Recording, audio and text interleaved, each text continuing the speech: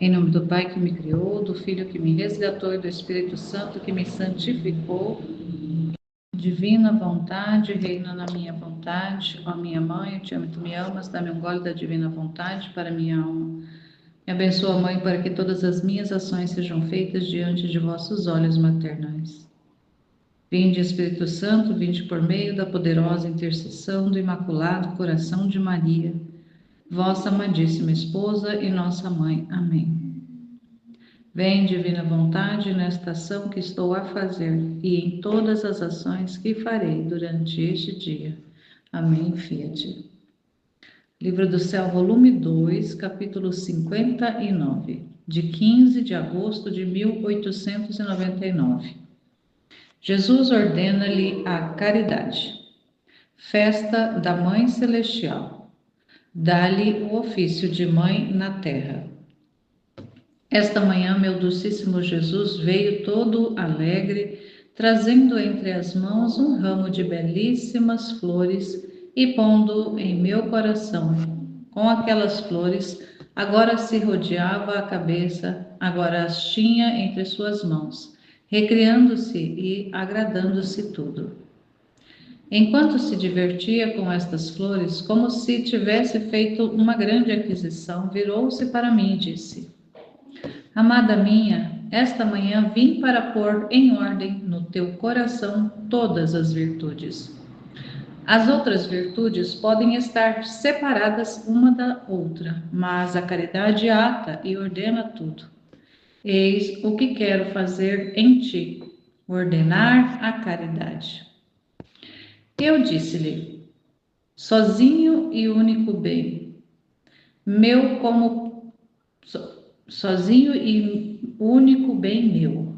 Como podes fazer isto, sendo eu tão má e cheia de defeitos e imperfeições? Se a caridade é ordem, estes defeitos e pecados não são desordem, que tem tudo em desordem e revolta a minha alma? E Jesus, eu purificarei tudo e a caridade porá tudo em ordem. E além disso, quando a uma alma a faço partícipe das penas de minha paixão, não pode haver culpas graves. Há mais algum defeito venial involuntário, mas meu amor, sendo fogo, consumirá tudo o que é imperfeito em tua alma. Assim parecia que Jesus me purificava e ordenava tudo. Depois derramava como um rio de mel de seu coração no meu, e com esse mel regava todo o meu interior, de modo que tudo o que estava em mim ficava ordenado, unido e com a marca da caridade.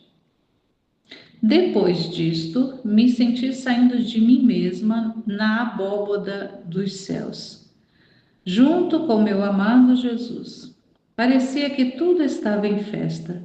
Céu, terra e purgatório. Todos estavam inundados de uma nova alegria e júbilo. Muitas almas saíam do purgatório e, como raios, chegavam ao céu para assistir à festa da nossa Rainha Mãe. Também eu me punha no meio daquela imensa multidão de pessoas, isto é, anjos, santos e almas do purgatório, que ocupavam aquele novo céu, que era tão imenso que o nosso que vemos, comparado com aquele, me parecia um pequeno buraco, muito mais do que tinha a obediência do confessor. Mas, enquanto olhava, não via outra coisa que um sol luminosíssimo que aspergia raios que me penetravam toda, de lado a lado, e me tornavam como um cristal, tanto que se descobriam muito bem os pequenos defeitos e a infinita distância que há entre o Criador e a criatura. Tanto mais que aqueles raios, cada um tinha sua marca.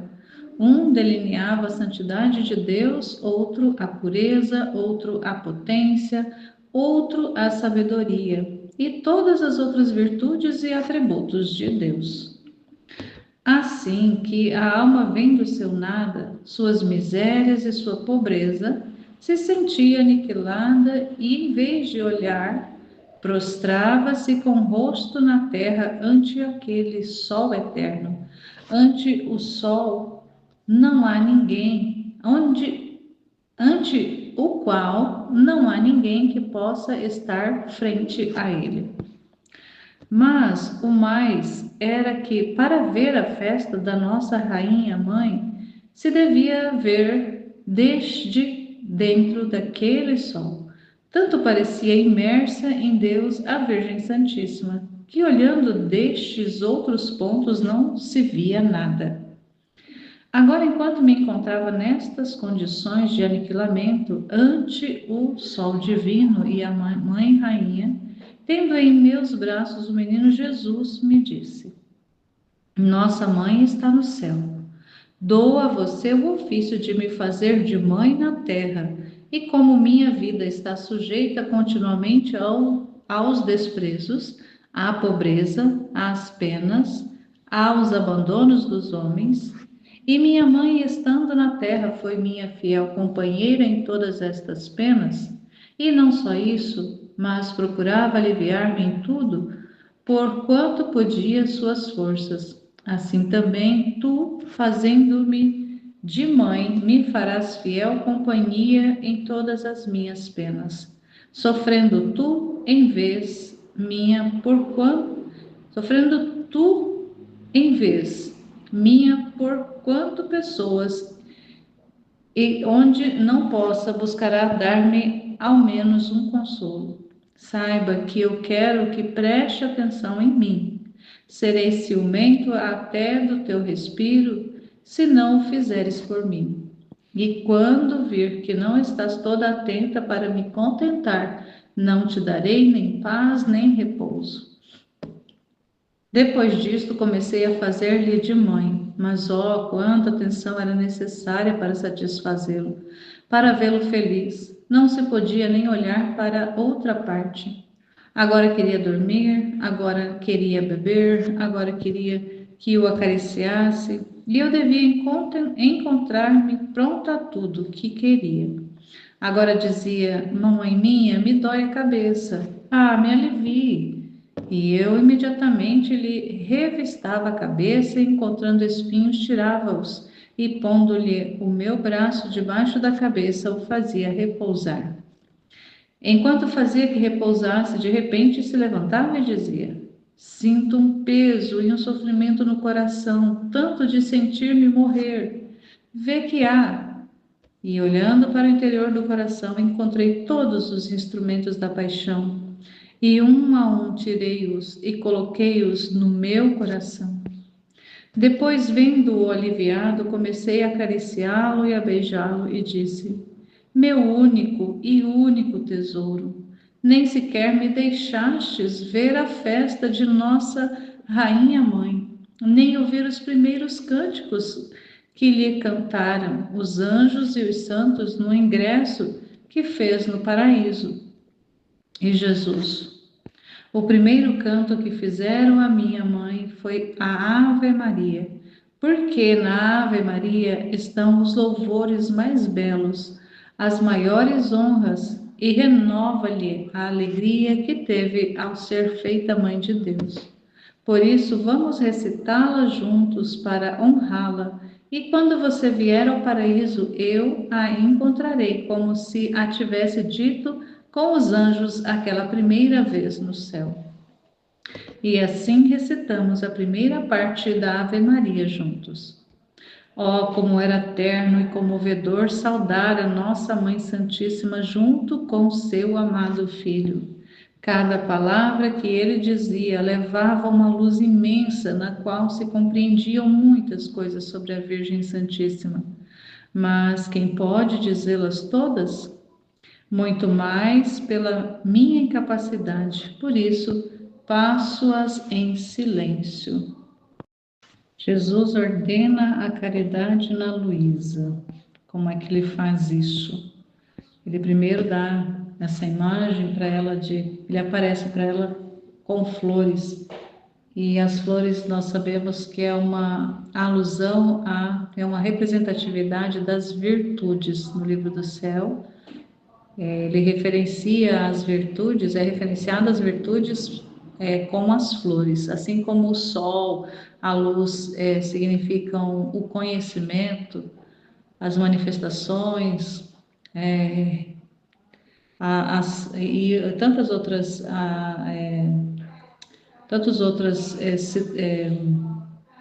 como é que eu vou falar? Tipo o sol, o céu é a alma, as estrelas, então tudo tem representatividade, porque ele faz comparações para facilitar a nossa compreensão. Então aqui ele aparece com essas virtudes e diz que vai ordená-las dentro da Luísa, vai ordenar as virtudes dentro da Luísa, através da virtude das virtudes que é a caridade. A caridade é a maior das virtudes, ela é a soberana. Entre as três virtudes teologais, que são esperança, fé e caridade, a caridade é a maior, como São Paulo descreve naquela carta aos Coríntios, no capítulo 13, onde ele vai falando sobre a realidade do amor. O amor aqui é a caridade, é a mesma realidade. Falar de caridade, falar do amor, quando se está se referindo a algo espiritual, a algo sobrenatural, é a mesma coisa. Embora o amor tenha não só o amor, como a caridade, em expressões humanas, tenham outros aspectos. Tem várias, tem como se adjetivar várias coisas com amor e com caridade, mas na realidade espiritual, amor e caridade são uma única realidade sobrenatural, grande, uma virtude de Deus, é a essência do próprio Deus. Então, todas as demais virtudes, ele fala que elas têm cada uma por si só uma circunstância, um ato, elas têm características específicas. E o que pode dar liga nessas características, que pode dar essa unidade dessas virtudes, é o amor. É ele que faz essa junção, que cria essa unidade, que cria essa coesão, que cria essa harmonia entre todas as virtudes e não deixam com que elas fiquem separadas, cada uma na sua característica, como nas virtudes fora da divina vontade, que são virtudes humanas.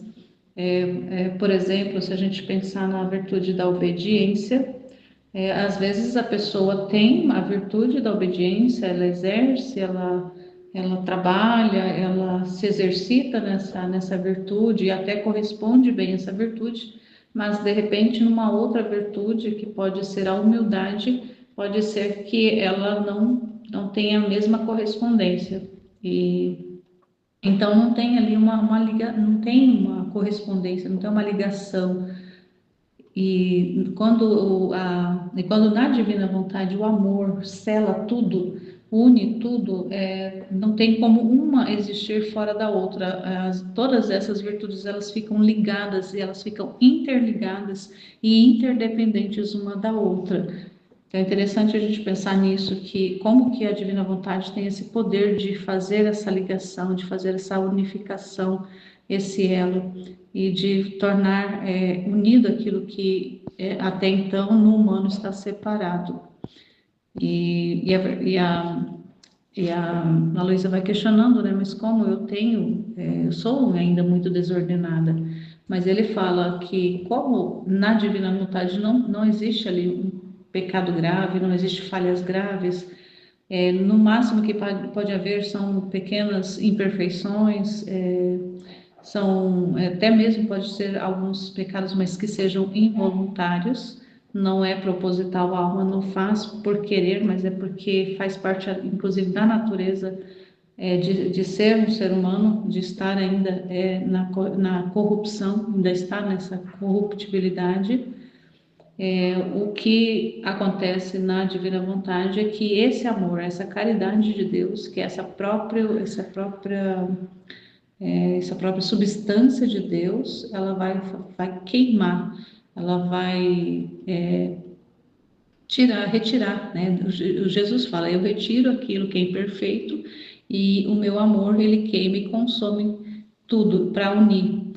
E até mesmo pensando nessa realidade do amor, da caridade, que é também representada pelo fogo, pelo calor, pelo fogo, a gente pensar que um metal, como por exemplo o ouro ou o ferro, quando são submetidos ao fogo, eles perdem a forma rígida, eles derretem, eles se tornam ali líquidos e eles tomam a forma que o artífice que está trabalhando esse metal quer com ele. Ele toma a forma, o formato que a pessoa que está fazendo o trabalho ali de fazer o processamento, de colocar no fogo, de fazer ali de retirar todos os elementos que são estranhos àquele metal.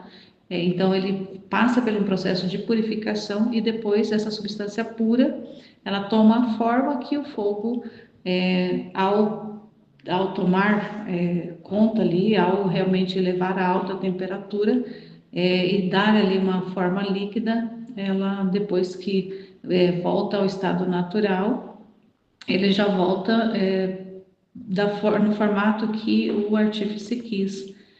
O ourive, o ferreiro, ou lá a pessoa que trabalha mesmo com o metal.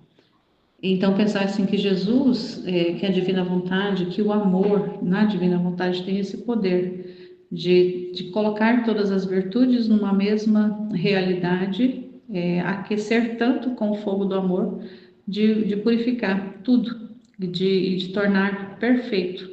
Porque Deus é perfeito, o amor é perfeito, então ele tem o poder, porque o poder é de Deus.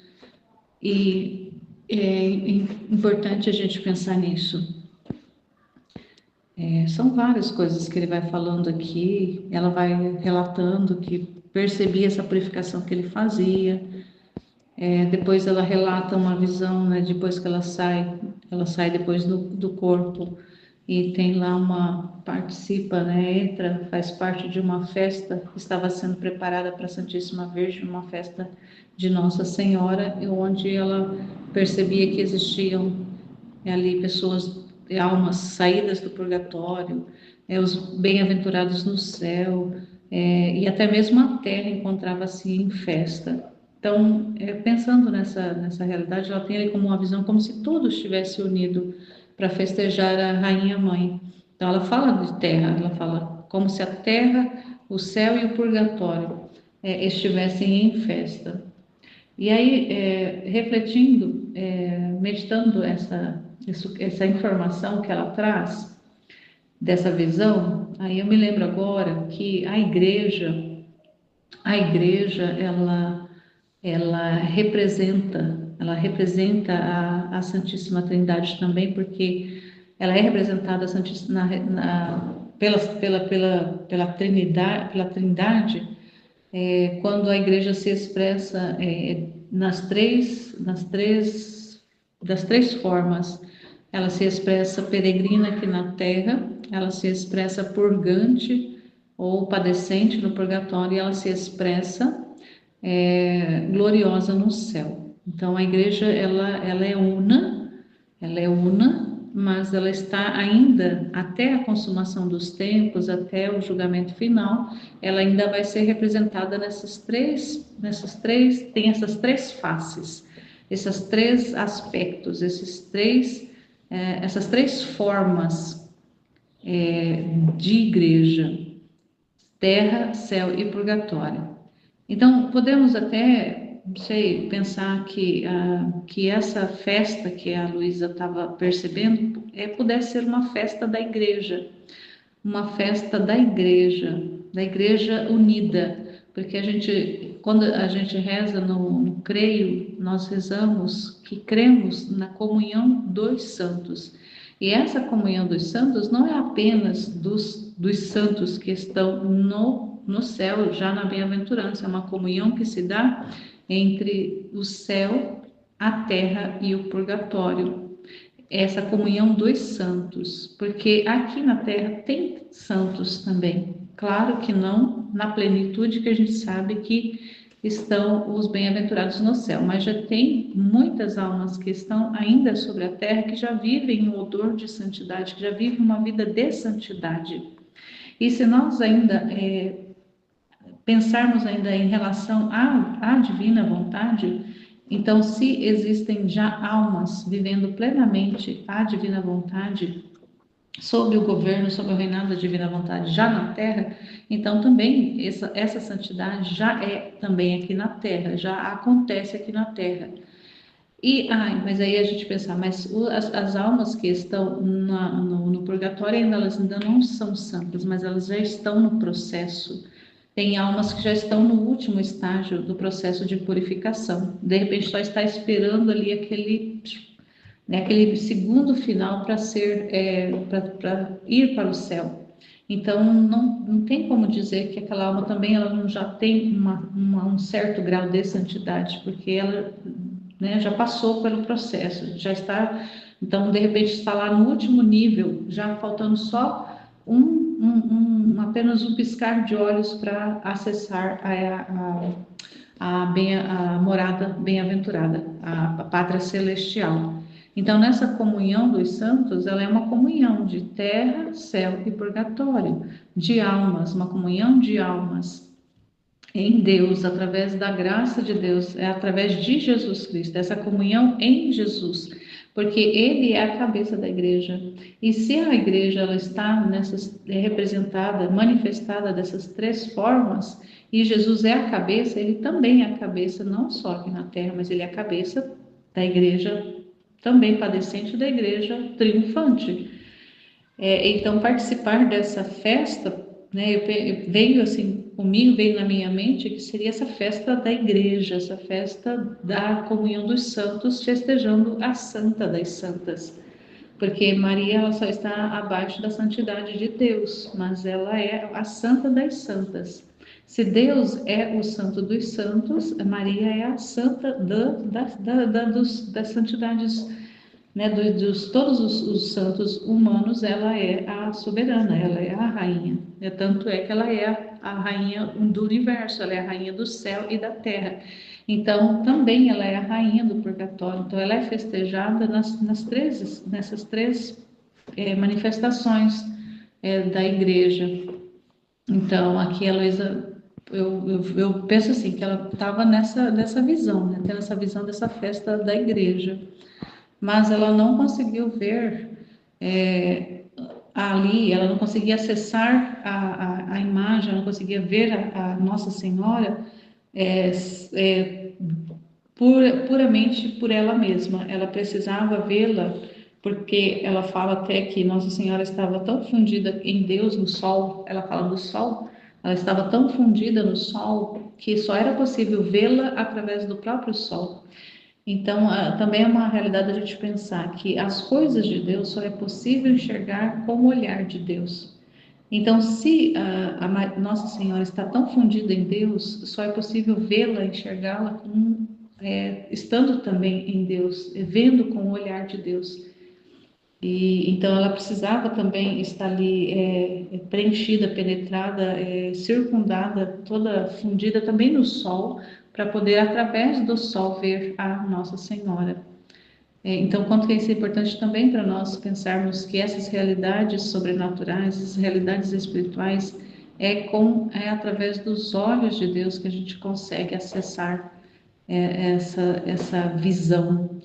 É uma visão espiritual, mas é uma visão que passa por Deus, é uma visão que passa por Jesus Cristo, é uma visão que passa pela graça.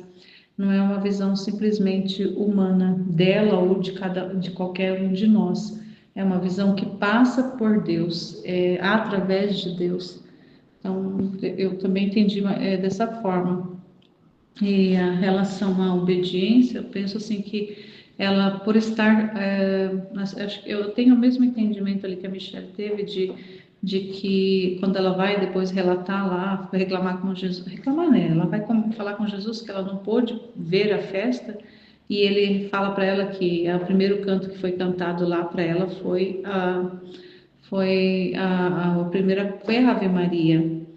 E e aí eles fazem a recitação da primeira parte da Ave Maria juntos. Então dá para entender que ela saiu antes de ver a festa realmente acontecendo, dela poder ali mesmo ver Nossa Senhora sendo festejada, sendo celebrada. Ela precisou voltar ao corpo, voltar à obediência.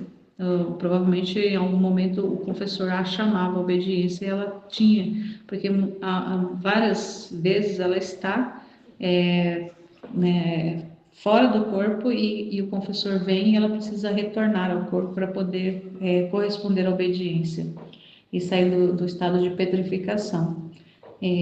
Mas como ela vai relatando de forma continuada ainda o diálogo com Jesus, dá para entender também que ela não só tinha o contato com Jesus quando ela estava fora do corpo, ela também tinha o contato quando ela estava no corpo.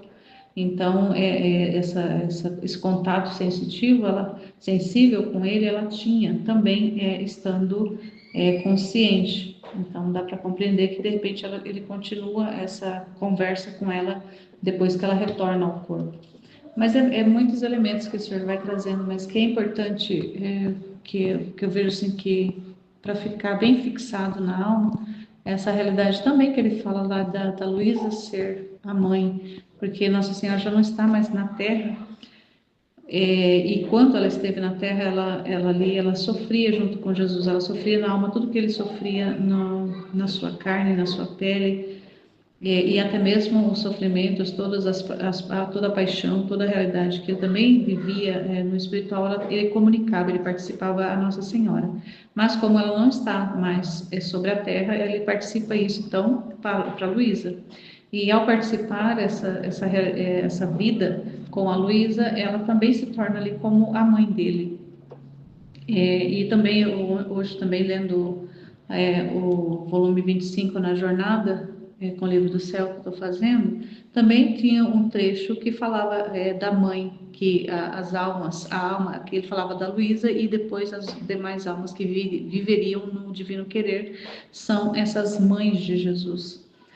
Então, são dois trechos que esse trecho e o trecho do volume 25 também estão em correspondência de falar dessa realidade da maternidade da alma que vive na divina vontade, de ter essa condição de ser equiparada e elevada a essa condição de maternidade de Jesus. Importante a gente ter isso. E o quanto que ser mãe de Jesus, quanto que na divina vontade ser mãe de Jesus, e Maria só pode ser mãe de Jesus porque ela vivia na divina vontade, o quanto que isso traz uma necessidade de correspondência do tempo 100% para ele, o quanto que ele é exigente, o quanto que ele é ali, ele puxa, ele suga da alma a atenção, e ele fala que ele é muito ciumento, de que a alma tem atenção com outras coisas. Então, ela vai descrevendo alguns cuidados que ele envolvia ela de tal forma que ela não conseguia fazer outra coisa de que dar atenção. Uma hora era para fazer dormir, uma hora era para tirar os espinhos da cabeça, uma hora era para fazer uma outra coisa, uma outra era para brincar, para fazer ali aquele entretenimento. Mas, de qualquer forma, ele vai trazendo essa informação que é no espiritual mesmo, dessa necessidade da alma estar 100% do tempo voltada, envolvida com o Senhor, de estar 100% do tempo, mesmo na realidade do material, do cotidiano, do ordinário da vida, fazendo as mesmas coisas que fazia e continua fazendo, não deixa de fazer, mas no interior é esse envolvimento, é esse olhar e essa tensão total voltada para o Senhor. Então, quando ele fala também em muitos trechos, seja atenta Ele está falando isso também para nós. Ele exige essa atenção nossa também. Então, espiritualmente, a nossa atenção também deve estar voltada, focada 100% nele. Mesmo fazendo as coisas mais ordinárias da nossa vida, o nosso interior precisa estar focado, estar direcionado, estar cravado ali nele o tempo todo, porque ele vai exigir esse tempo todo desse relacionamento, dessa dessa essa comunicação contínua que não é interrompida, ela é sempre, ela é contínua e ele exige isso, ele não admite que nós nos desviemos, que a nossa atenção se desvie do nosso espírito, que a nossa alma se desvie do foco que é ele. Então, é isso que eu medito hoje. Amém, Fiat? Em nome do Pai que me criou, do Filho que me resgatou, do Espírito Santo que me santificou, divina vontade, reina na minha vontade. Minha mãe, eu te amo, tu me ama, dá-me um gole da vontade divina para minha alma. Me abençoa, Mãe, para que todas as minhas ações sejam feitas diante de vossos olhos maternais. Amém. Livro do Céu, volume 2, capítulo 59. 15 de agosto de 1899. Jesus ordena-lhe a caridade, festa da Mãe Celestial. Dá-lhe o ofício de mãe na terra. Esta manhã, meu docíssimo Jesus veio todo alegre, trazendo entre as mãos um ramo de belíssimas flores. E pondo-se em meu coração com aquelas flores, agora se rodeava a cabeça, agora as tinha entre suas mãos, recriando-se e agradando-se todo. Enquanto se divertia com estas flores, como se tivesse feito uma grande aquisição, virou-se para mim e disse: Amada minha, esta manhã vim para pôr em ordem no teu coração todas as virtudes. As outras virtudes podem estar separadas uma da outra, mas a caridade ata e ordena tudo. Eis o que quero fazer em ti, ordenar a caridade.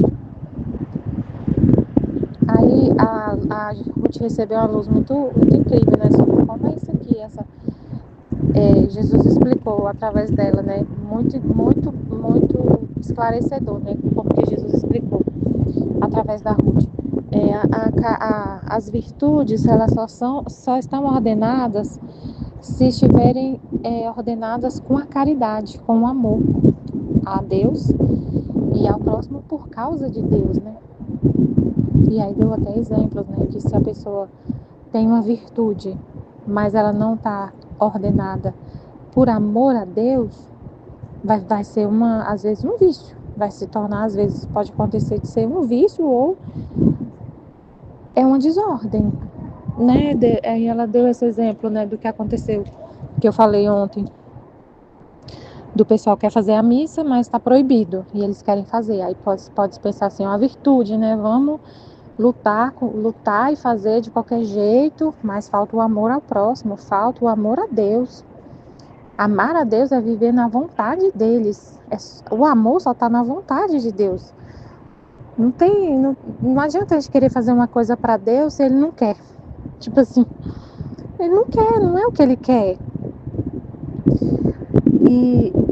E aí então não é uma virtude ordenada. Tem desordem, tá? Uma desordem. A virtude está separada do amor, vira uma desordem. É uma desordem, vai desobedecer, vai colocar em risco a vida profissional de várias pessoas se acontecer isso.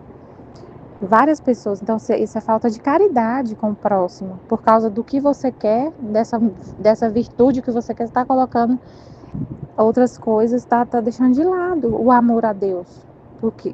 E aí aconteceu, foi interessante que agora mesmo, eu estava indo almoçar e eu estava no banheiro conversando com uma senhora e ela conversando comigo e ela me contou uma coisa que Jesus me mostrou, tá vendo a situação? Presta atenção, né, no que ela tá falando. Ela falou assim, olha, eu não gosto nem de ouvir a palavra meta na minha cabeça, meta de venda, meta de trabalho. Eu não gosto nem de ouvir, eu fico tão nervosa, porque assim, é uma pressão tão grande com meta, não sei o quê. Aí eu ouvi ela falando, né? E eu falei assim, aí Jesus colocou no meu coração e eu falei para ela, a meta é para quem não cumpre o trabalho. Se não, para algumas pessoas, se não tiver a meta, a pessoa não trabalha, a pessoa não faz o que você não, você ela falou assim, eu trabalho primeiramente para Deus. Primeiro eu olho para Deus e depois para o meu chefe. O Deus, eu faço tudo por Deus, é para Deus que eu faço. Então não precisa ter, porque eu vou fazer de todo jeito o meu melhor. E ela faz mesmo, ela é destaque, assim, incrível como que ela é destaque. E aí ela falou assim, eu faço para Deus, para Deus. E eu falei, pois é, mas tem gente que não faz, que se não tiver a meta, a pessoa não faz mesmo. Eu tenho exemplos, né, dos pessoal que trabalha comigo que não faz, se não tiver a meta, eles não fazem. Tem uns que eu tenho que estar lá em cima e outros já não. Então a meta serve para esse tipo de pessoa. E não tem como dar uma meta para um e não dar para outro. Tem que ser justo, né? Então você pode ficar tranquilo. Aí ela é verdade. Teve uma vez, ela falou assim, ó, teve uma vez que eu saí para fazer o trabalho junto com outra pessoa na rua, né? E eu ultrapassei a meta. Eu chego e vou trabalhar. Eu trabalho para Deus, eu tenho que fazer o que é certo. E eu trabalhei o tempo todo. Tirei meu horário de almoço certinho, de 12h às 13h, por exemplo. E não fiquei conversando com ninguém. Eu fui para trabalhar e eu vendi muito, muito, muito. Vendi muito. E a moça que foi comigo, ela não fez nada. Ela ficou lá conversando com fulano, com ciclano, com beltrano. Ficou lá conversando, não fez o que tinha que fazer. Na hora do almoço ela não queria voltar e ela ainda ficou me criticando. Falando, não precisa disso tudo não, não precisa trabalhar tanto assim não. Não é assim não, precisa disso tudo não. E ela, não, eu faço certinho meu trabalho, eu vim aqui, por você tudo bem, tudo. Aí ela falando para a moça, não, você se quiser fazer, não fazer, você não faz, mas eu vou fazer e fique em paz. Ela falando pra moça, tipo assim, né? Aí, olha o que aconteceu. Aí ela falou assim, aí, sabe o que aconteceu? Quando chegou no final do dia, a líder, que era responsável pela gente, falou assim, que era amiga dessa outra, que estava lá só, não estava querendo trabalhar, falou assim, ó, pegou mais da metade da meta dessa que só trabalhou e passou para outra, vocês acreditam? Pegou a meta dela e colocou como se fosse a outra que tivesse feito, a outra que ficou lá conversando com as amigas e não trabalhou. Colocou mais da metade. Ela falou assim, eu vou colocar para, falou ainda para ela assim, eu vou colocar para ela porque a meta dela tá baixa, eu vou colocar para ela. E aí ela falou assim, eu não me importo não, deixei. Aí ela disse que fala para Deus assim, eu faço tudo para o Senhor, eu coloco no seu coração, Jesus, mando tudo para Deus, tudo que eu faço. Então, se ela quis fazer isso, eu não falei nada, eu aceitei, não falei nada com essa moça, né, com essa gestora, né? Ela fez uma coisa super injusta, muito errada, muito injusta, e ela não falou nada. Ela falou assim, eu aceito, deixa para Deus resolver. Tipo assim, deixa com Deus essa situação. E ficou nisso. Aí, é um exemplo, assim, o que acontece? É porque ela faz isso com a intenção, assim, Aí eu não sei explicar, gente. Ela não fez por maldade isso com Deus, com a moça. Ela simplesmente, pelo que ela conhece de Deus, ela fez, né? Não foi com maldade, mas assim, vamos pensar o que Jesus está falando, que é o que ele está explicando, né? As virtudes ordenadas na caridade. Isso tem que ser purificado, né? Mas o que Jesus está falando? As virtudes na caridade. Se fosse tudo ordenado na caridade, ela ia falar ela ia falar com a gerente, ia falar assim, olha, tá errado, não pode fazer isso, foi eu que fiz tudo. E ela não fez, então é injusto, é errado você fazer isso. Ela ia corrigir, ela ia falar, mesmo sendo a superior dela. E ela ia falar o que é certo, falar, não vou aceitar não, a meta é minha. E ela até levasse para o superior do superior e denunciasse que isso é fraude, é corrupção feia. E ela simplesmente deixou quieto e aceitou. Mas se ela fosse... Aí ela ia fazer isso por... Não, mas ela ia estar sendo... ia estar... Se ela fizesse isso, ela não ia estar agindo na caridade. Claro que ela ia fazer isso por amor a Deus. Por amor a Deus, ela ia corrigir. Porque essa moça, as duas estão ofendendo a justiça muito, muito, muito, muito. Elas estão sendo injustas. Ela não trabalhou, ela ficou de conversa fiada e não trabalhou. E no final do dia recebeu a nota, como se tivesse feito tudo. E aí, se ela fala, e ela por uma virtude assim, tipo assim, querendo não falar, querendo não se não expor a pessoa, por uma prudência assim de não expor, por uma não sei, por uma virtude que não está ordenada com a caridade, com a justiça, com tudo, sabe? Jesus ordena, ele quer que a gente seja ordenado em tudo, que veja o todo. Então, por amor a Deus, porque Deus quer todas as almas para ele.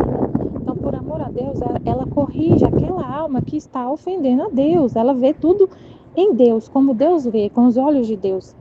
Então, Deus ele dá essa visão para a gente ver tudo com os olhos dele. Ele mostra a visão ampla da situação. Ela está me ofendendo, ela não viu isso. Essa moça, ela não viu isso, ela não viu essa parte que aquelas duas estavam ofendendo a Deus e o que vai acontecer, e o pecado que está acontecendo. Ela não vê isso, ela fica só olhando para ela, tipo assim. Então, por amor a Deus, ela corrigiria. Ela corrige, fala, expõe o que tiver que ser exposto. Tudo ordenado na caridade a Deus, tudo por amor a Deus e por amor daquelas almas que estão no pecado, que está na injustiça. Aí ela falou assim, aí Jesus, outra coisa que Jesus me mostrou, ela falou assim, né, deixa com Deus, Deus resolve. Como que Deus vai resolver isso? Né? Ela tá vivendo no pecado, tá na injustiça. Pode ser que até hoje essa mulher tá vivendo do mesmo jeito. Ninguém nunca falou nada para ela, ninguém nunca falou nada. Deixa para Deus resolver. Ele vai inspirar,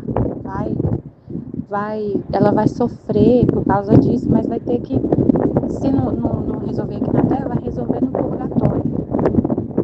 Entendeu? Então, assim, por amor a Deus, você fala para Deus, não para Deus, você faz com Deus, você aceita ser um instrumento de Deus para fazer isso que Deus tem que fazer, entendeu? Ela falou assim, deixa para Deus fazer. Não, você e Deus é uma pessoa só. Ele vai corrigir, não vai? Ele vai querer purificar essa alma para poder levar para o céu, não vai? Então, ele vai purificar através de você. Você ama tanto a ele, você ama tanto ele, quer o mesmo que ele quer, que você se deixa ser um instrumento dele para ser a purificação que aquela alma tem que passar, entenderam? É tipo assim, a pessoa fala assim, deixa que Deus resolve. Isso não é um amor tão grande quanto falar assim, Jesus, o que o Senhor quer? O que o Senhor quer que eu faça? O que o Senhor quer que eu fale? Fala através da minha boca. Eu quero também essa alma no céu. Eu quero também essa pessoa no céu.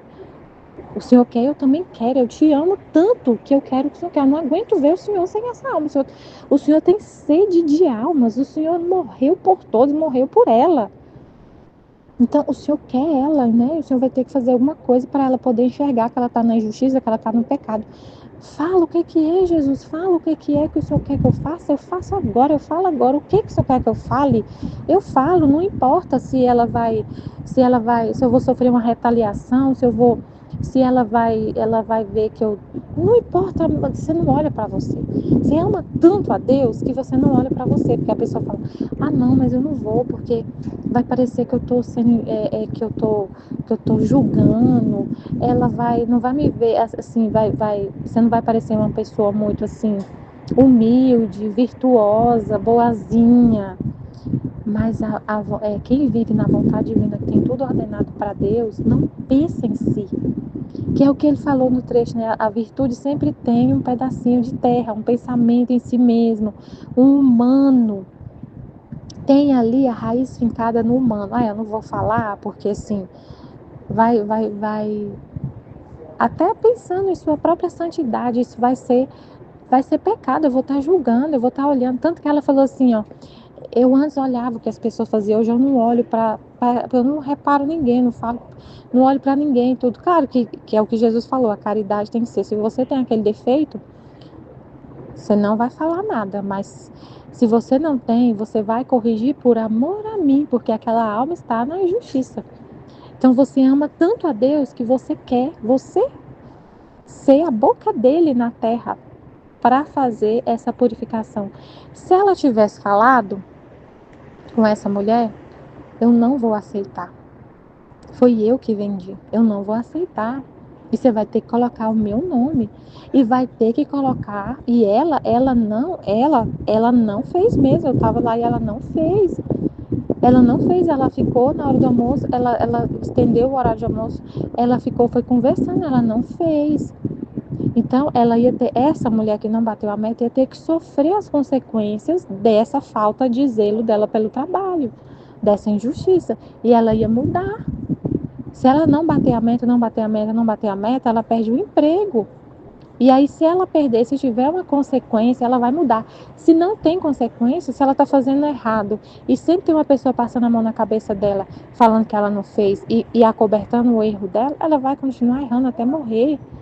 Ela vai morrer com esse pecado nessa parte da vida dela, e vai ter que purificar depois, se ela for salva. E aí a gente lembra de Jesus, aí você só fica olhando para Jesus. Jesus fala que sofre por causa do sofrimento das almas do purgatório, que elas estão nele. Ele sofre por causa disso. Então, por causa dele, Senhor, para o Senhor não ter que sofrer uma purificação dessa alma tão forte no purgatório, eu vou falar. Para o Senhor não ter que sofrer vendo essa alma no purgatório, sofrendo tanto, ou então, às vezes, até perdida.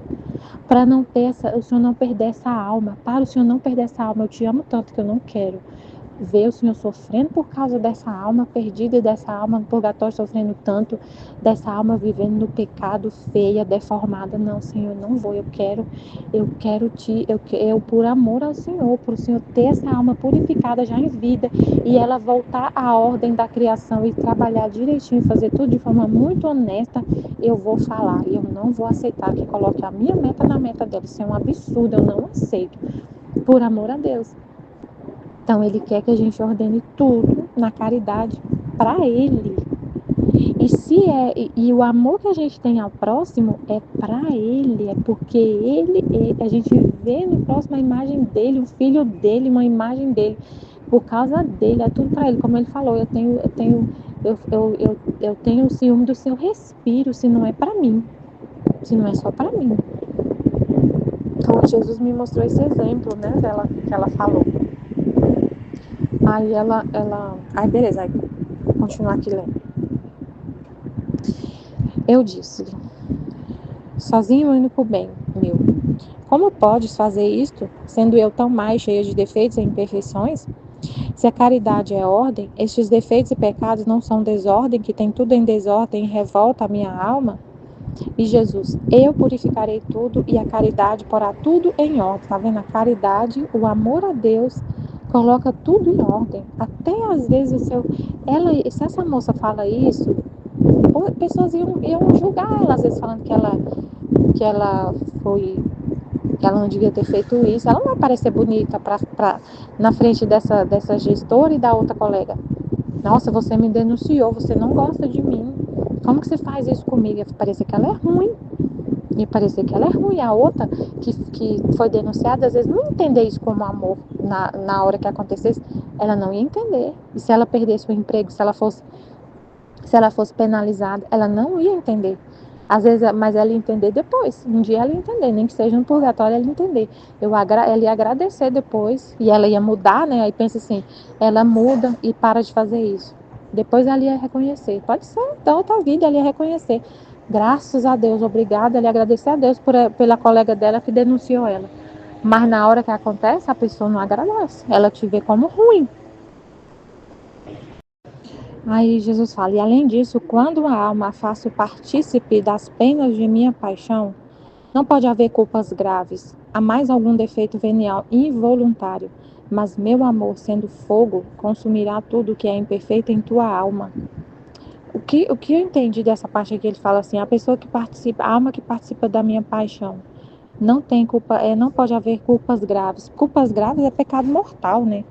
E o pecado mortal, que Jesus explica, né, que o pecado mortal, que a igreja explica, né, o pecado mortal é uma ofensa a Deus que você faz com consciência plena de que está ofendendo a Deus. Você está ofendendo a Deus, assim, claramente você tem uma consciência clara, e é uma coisa grave, né? É uma coisa grave, e você mesmo assim faz, sabendo que é grave, você faz. Quem aceita participar das penas de Jesus, da paixão dele, não quer ofender a Deus. Você está aceitando morrer por causa dele? Você está aceitando a coroa de espinhos na sua cabeça por causa dele? Então você ama ele. Você não quer ofender. Tipo assim, uma pessoa que aceita sofrer. Igual o Padre Pio lá tinha as chagas de Jesus na mão. Ele aceitava aquelas chagas.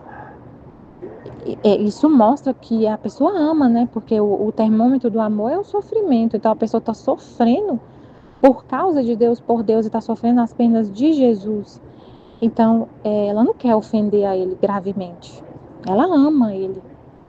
Ela tem um amor por Deus, que chega a falar, eu aceito sangrar por sua causa.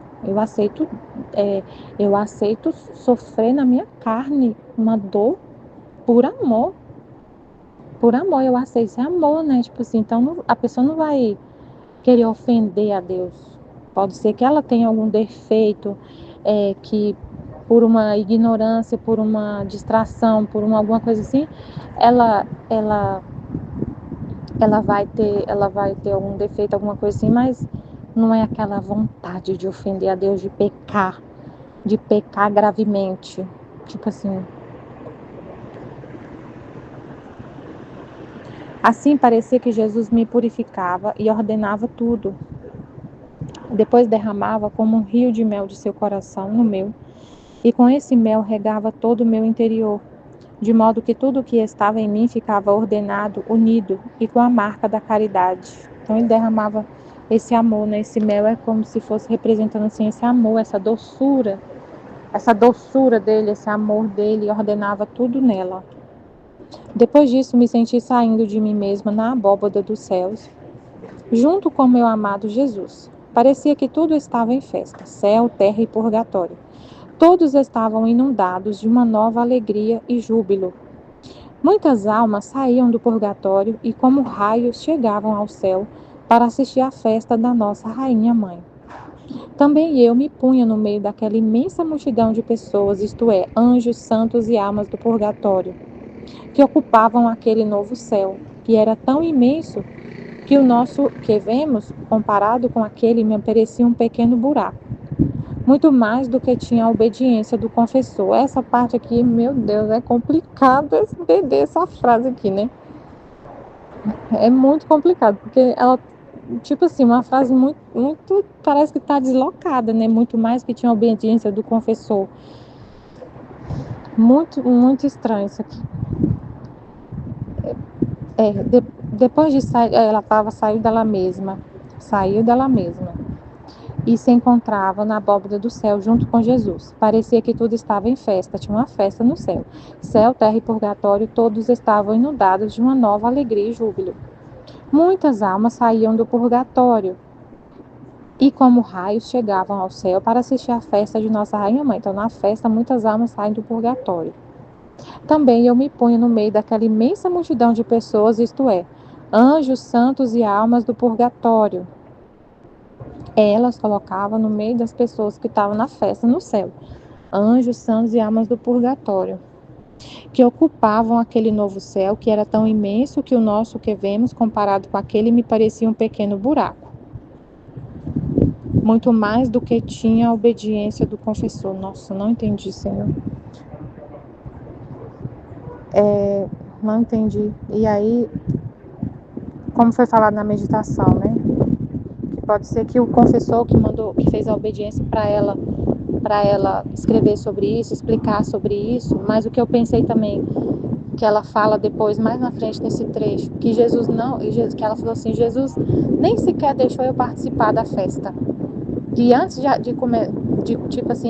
de começar a festa, o canto para Nossa Senhora, ela teve que voltar. Nem sequer deixou ela participar da festa. Aí o que vem assim, então é porque o confessor chamou ela à obediência e ela teve que voltar para o corpo? Não sei. Mas vamos lá. Mas, enquanto olhava, não vi outra coisa que um sol. Mas não atrapalha a gente entender o trecho, né? Não atrapalha a gente não ter entendido essa parte, não atrapalha entender toda essa mensagem de Jesus aqui. Então, aí ela fala, também eu me ponho no meio daquela imensa multidão e tudo, mas enquanto olhava, não vi outra coisa que um sol luminosíssimo, que espargia raios que me penetravam toda, de lado a lado, e me tornavam como um cristal. Tanto que se descobriam muito bem os pequenos defeitos e a infinita distância que há entre o Criador e a criatura. Tanto mais que aqueles raios, cada um tinha sua marca. Um delineava a santidade de Deus, outro a pureza, outro a potência, outro a sabedoria e todas as outras virtudes e atributos de Deus. Assim que a alma, vendo seu nada, suas misérias e sua pobreza, se sentia aniquilada em vez de olhar, prostrava-se com o rosto na terra ante aquele sol eterno, ante o qual não há ninguém que possa estar frente a ele. Então ela era penetrada pelo sol, que é Deus, que é os atributos de Deus, que era Deus, né? O sol que era Deus, e ela via a distância que há entre ela e Deus, e se prostrava com o rosto por terra. Mas o mais era que para ver a festa de Nossa Rainha Mãe, se devia ver dentro daquele sol. Tanto parecia imersa em Deus a Virgem Santíssima, que olhando desde outros pontos não se via nada. A Nossa Senhora estava em Deus, mergulhada em Deus. Então, se você visse fora de Deus, fora desses raios, não enxergava a Nossa Senhora. Ela fica perdida em Deus, uma com Deus. Ela vive nesse sol que é Deus. E aí você tem que ver com os olhos de Deus, como a Ruth explicou muito. Nossa, foi incrível tudo que a Ruth falou. Você vê tudo com os olhos de Deus, em Deus. Se você vê fora de Deus, você não entende. E é pra gente fazer a mesma coisa, ver tudo. Ele fala tanto isso pra gente, né? Ver tudo em Deus.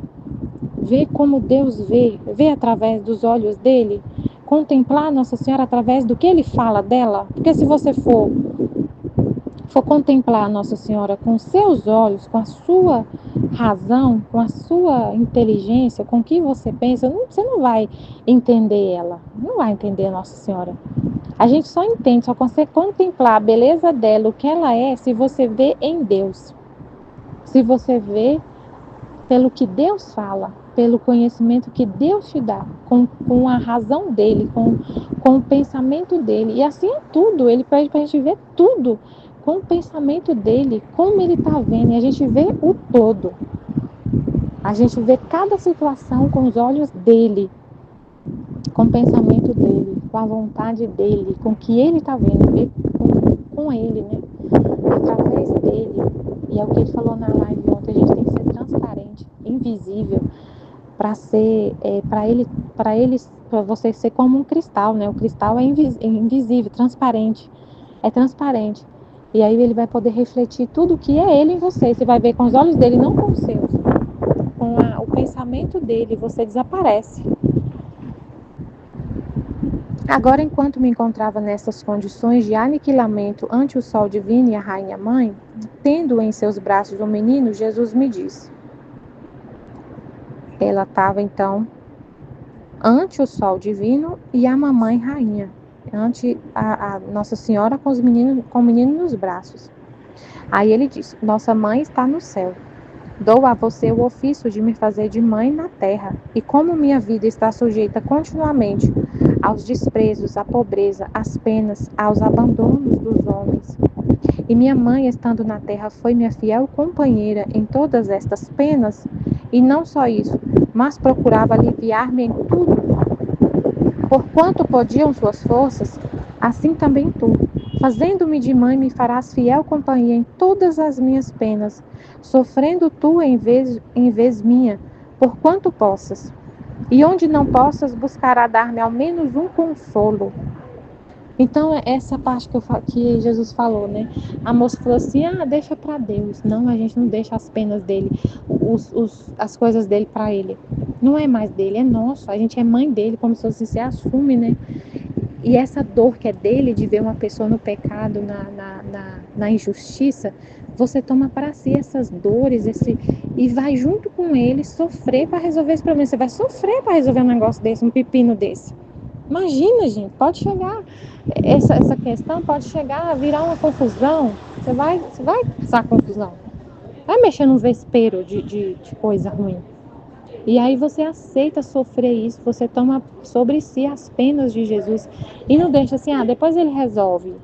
Ele vai resolver, porque ele quer aquela alma, mas é através de você. Você toma as penas para você e faz o que tiver que fazer. E o que você não pode, você fica consolando Jesus. Você fica com Jesus, consolando ele, né? Fazendo companhia para ele, conversando com ele. Só de você estar ali ouvindo e conversando e vendo com os olhos dele, já está fazendo companhia, mas ele quer, às vezes, que você faça alguma ação, né? Tome alguma ação, igual nesse exemplo que eu falei da missa, né? Eu poderia ficar só fazendo companhia para Jesus e falar, nossa, não entendendo, né? E falando, Jesus, eu te amo em nome de todos. Eu te amo, eu vou te obedecer em nome de todos, eu não vou fazer isso.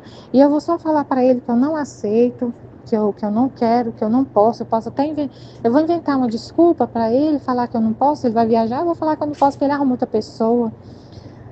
E eu te amo em nome de todos, eu te obedeço, eu não faço isso. Deixa eu lá ficar falando isso para Jesus, mas ele quer. Eu vou lá falar a verdade, vou lá falar a verdade, vou fazer o que tiver que fazer, vou falar com o padre. Então, você faz o que, como ele falou da mãe dele aqui, ó. Minha mãe, estando na terra, foi minha fiel companheira em todas estas penas. E não só isso, mas tudo procurava aliviar-me. Então, você vai aliviar Jesus, fazendo, sofrendo, falando a verdade, corrigindo as pessoas, né? Então, você faz de tudo, por quanto pode. E faz companhia para ele na pobreza, no desprezo, nas penas, nos abandonos dos homens. Os homens deixam Jesus abandonado, eles não querem saber da vontade de Deus. E você quer, só quer isso. E faz companhia para ele, aceitando também os desprezos, aceitando também o abandono das criaturas, aceitando tudo. Saiba que quero que preste atenção em mim. Tá vendo? Nossa, ele fala isso direto, né? Presta atenção só nele. Vive só para ele, fazendo tudo para ele. Serei ciumento até do teu respiro, se não o fizeres por mim. Então, tudo que você vai fazer, você vai corrigir a pessoa, é por Deus. Você vai conversar com a pessoa, só prestando atenção em Jesus. Ela ficou lá falando, e eu prestando atenção em Jesus. O que o senhor está querendo me mostrar com essa história? Eu não estou aqui conversando à toa no banheiro. E ela está desabafando tudo isso comigo. Não é à toa, né? Vou prestar atenção. O que o senhor quer? Onde que o senhor quer? O que o senhor quer me mostrar com essa conversa, né? Serei ciumento até do teu respiro, se não o fizeres por mim. E quando vi que não estás toda atenta para me contentar, não te darei nem paz nem repouso. Nossa, engraçado. Se você não ficar só atento e contentar Jesus, ele não dá paz nem repouso. E ele fica falando com a gente, né? Corrigindo a gente, chamando nossa atenção. Ele faz isso. Se a gente não está só atento nele, respirando só para ele, ele não dá paz nem repouso. Ele fica falando através da linha, ele fica falando com a gente, corrigindo a gente e inspirando a gente a fazer as coisas também no nosso coração. Mas ele faz isso. Depois disso, comecei a fazer ele de mãe, mas ó, quanta atenção era necessária para satisfazê-lo. É toda a atenção. Para vê-lo feliz, não se podia nem olhar para outra parte. É justamente isso. A gente não olha para a outra parte, é só para ele. Agora queria dormir, agora queria beber, agora queria que eu o acariciasse. E eu devia encontrar-me pronta a tudo o que queria. Agora dizia, mamãe minha, me dói a cabeça. Me alivie. E eu imediatamente lhe revistava a cabeça, e encontrando espinhos, tirava-os, e pondo-lhe o meu braço debaixo da cabeça, o fazia repousar. Enquanto fazia que repousasse, de repente se levantava e dizia, sinto um peso e um sofrimento no coração. tanto de sentir-me morrer. Vê o que há. Meu Deus, ele pedindo, né? E a gente sente esse peso no nosso coração. Mas você não pode prestar atenção em você. Não tire os olhos dele, é dele esse peso. A gente sente mesmo uma vontade de sumir, um peso, uma tristeza assim repentina. Aí a gente vai perguntar: o que que foi, Jesus? O que que o Senhor está sentindo? De onde está vindo essa tristeza? O que que é? Aí a gente vai para ele perguntar. Ele que falou: vê o que há, vê o que é. Meu coração está doendo, vê o que é. Abre aqui, vê o que tem, mamãe, em mim. E olhando para o interior do coração, e a gente olha no interior do coração dele, de forma espiritual, o que tem no coração dele que está doendo? Encontrei todos os instrumentos da paixão, e um a um tirei-os e coloquei-os no meu coração. Depois, aliviado, vendo-o aliviado, comecei a acariciá-lo e a beijá-lo e lhe disse: meu único tesouro, nem sequer me deixaste ver a festa de nossa rainha mãe, nem ouvi os primeiros cânticos que lhe cantaram os anjos e os santos no ingresso que fez no paraíso.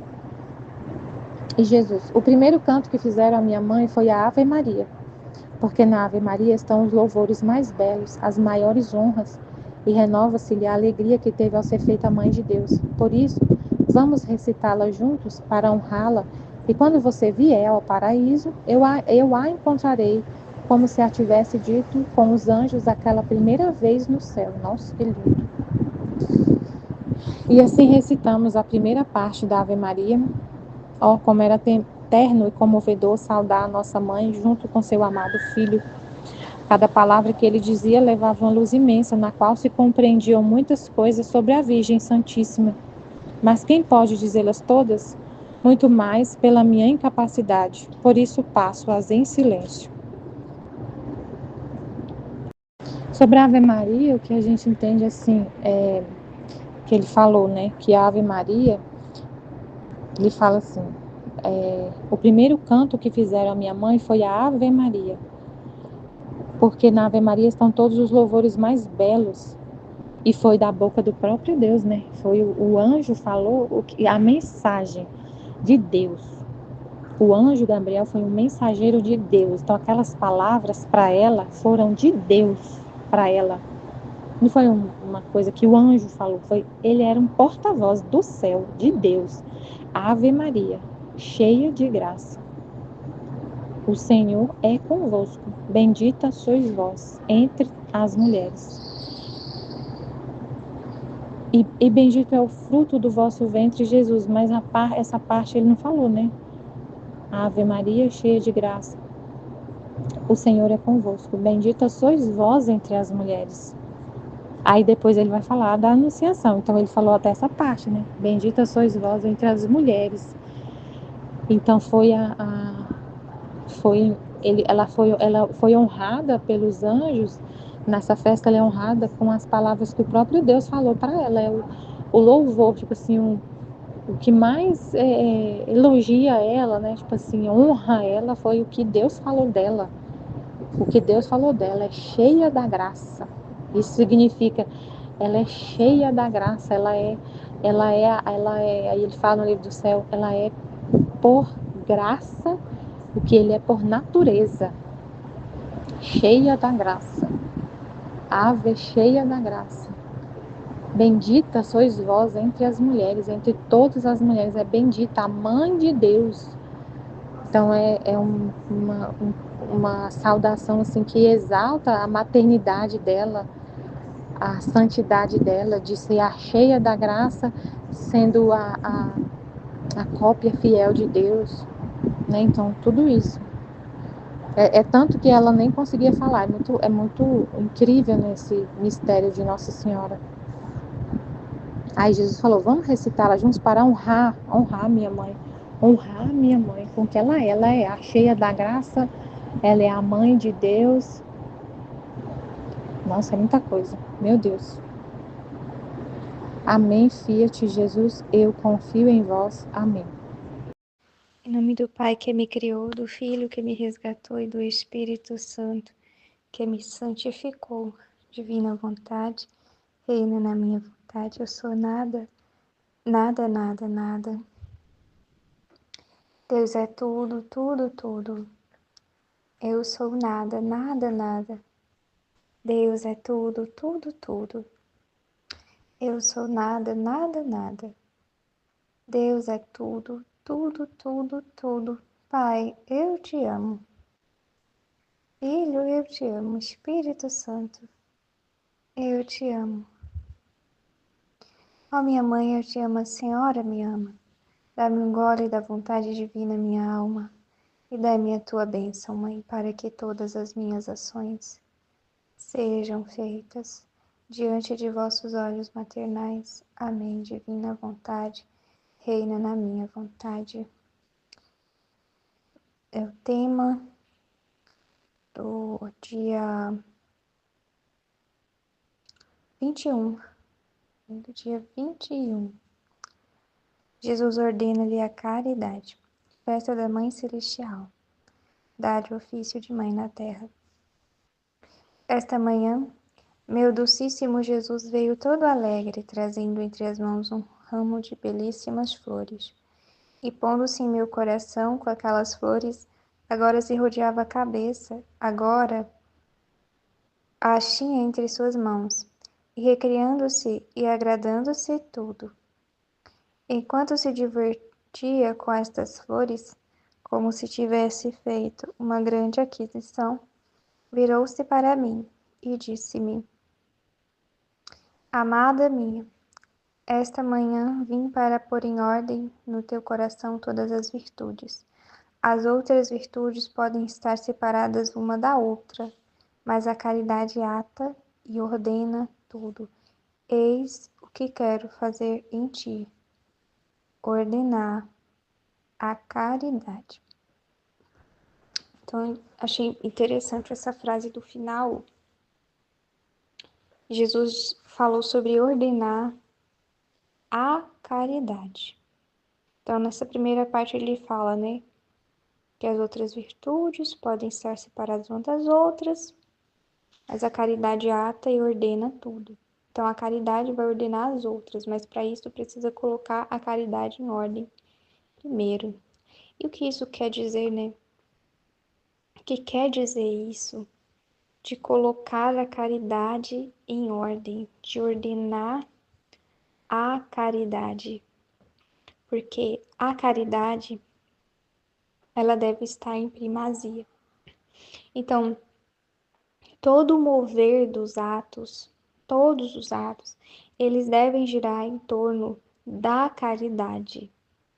Eles devem girar em torno do amor. Mas para isso a criatura, ela precisa primeiramente saber o que é o amor, o que é a caridade. Ou seja, ela precisa descobrir quem é Deus, como é que Deus age, como é que Deus pensa, como é o agir de Deus, né? Porque Deus é a própria caridade. Ele é o próprio amor. Não há nada que ele faça que seja fora do amor, que seja fora da caridade. E o que é que Deus faz? Deus doa. Deus doa. Então Deus está em contínua doação. Deus está se doando continuamente. Então este é o ato da caridade. Doação. Doar, doar, doar, sem querer nada em troca, sem exigir alguma coisa, simplesmente doar gratuitamente. Esse é o ato da caridade. E doar o quê? Doar o quê? O que é que Deus doa para nós? O que é que Deus fica nos doando o tempo inteiro? Deus fica nos doando o bem. O bem. Então, tudo que Deus faz é em prol de um bem. Tudo, tudo, tudo que ele faz é em prol do bem, tá? E não é um bem isolado, mas é um bem comum, é um bem universal, um bem em grau máximo, né? Num grau elevado, né? Então, Deus não pensa de forma pequena como nós, né? Porque a gente pensa de forma muito limitada. A gente limita muito, né, o bem. Então a gente às vezes não entende o que é isso, né? A gente não consegue perceber o que é isso, né? Então, por exemplo, um pai, uma mãe, né? Às vezes pensa que o bem que dá para o seu filho são bens materiais, né? Então a criança, né, quer todos os brinquedos da loja, aí o pai, a mãe dá todos os brinquedos da loja. E eles pensam que o bem maior que ele está dando para aquela criança é isso. É isso, né? É dar de comer, é por estar na escola né? E pronto, acabou, né? Comprar roupa para criança. E pensa que é isso daí que é o bem, né? Que não tem nada mais elevado que isso aí, né? Não existe nada maior do que isso aí, mas não é. Não é. Então, o humano, ele pensa de forma limitada. Ele não entende o que é esse bem que Deus doa continuamente. Ele não entende o que é o bem real, verdadeiro, né? Porque nós somos seres espirituais. Nós temos almas eternas. Então, o nosso bem, ele não pode parar numa esfera material, numa esfera humana, né? O bem que nós continuamente precisamos doar e desejar aos demais é um bem, é um bem eterno. São os bens eternos. Então, até, né, um bem material que eu dou para alguém, né? E um pai e uma mãe mesmo, né, que deve, né, alimentar os seus filhos, deve dar roupa para os seus filhos, deve colocar os seus filhos para estudar, né, deve fazer isso. Mas esses bens materiais, essas matérias, essa esfera humana, ela existe para poder impulsionar um bem maior, né, para poder doar um bem maior, né, um bem sublime, um bem elevado, né, para que verdadeiramente tenha essa intenção, né, de como é que eu posso dizer assim, de dar um bem para a pessoa, né, numa esfera espiritual. Então, né, eu dou, por exemplo, eu dou, né, uma roupa para o meu filho, mas para que ele se sinta amado, né, para que ele saiba que eu amo ele, né, para que ele um dia possa conhecer a Deus e ele vai saber que era Deus que estava amando ele, né, que Deus, né, não permitiu nada faltar para ele, que ele possa se sentir amado, né, que ele possa perceber essa realidade que ela é muito além da esfera humana.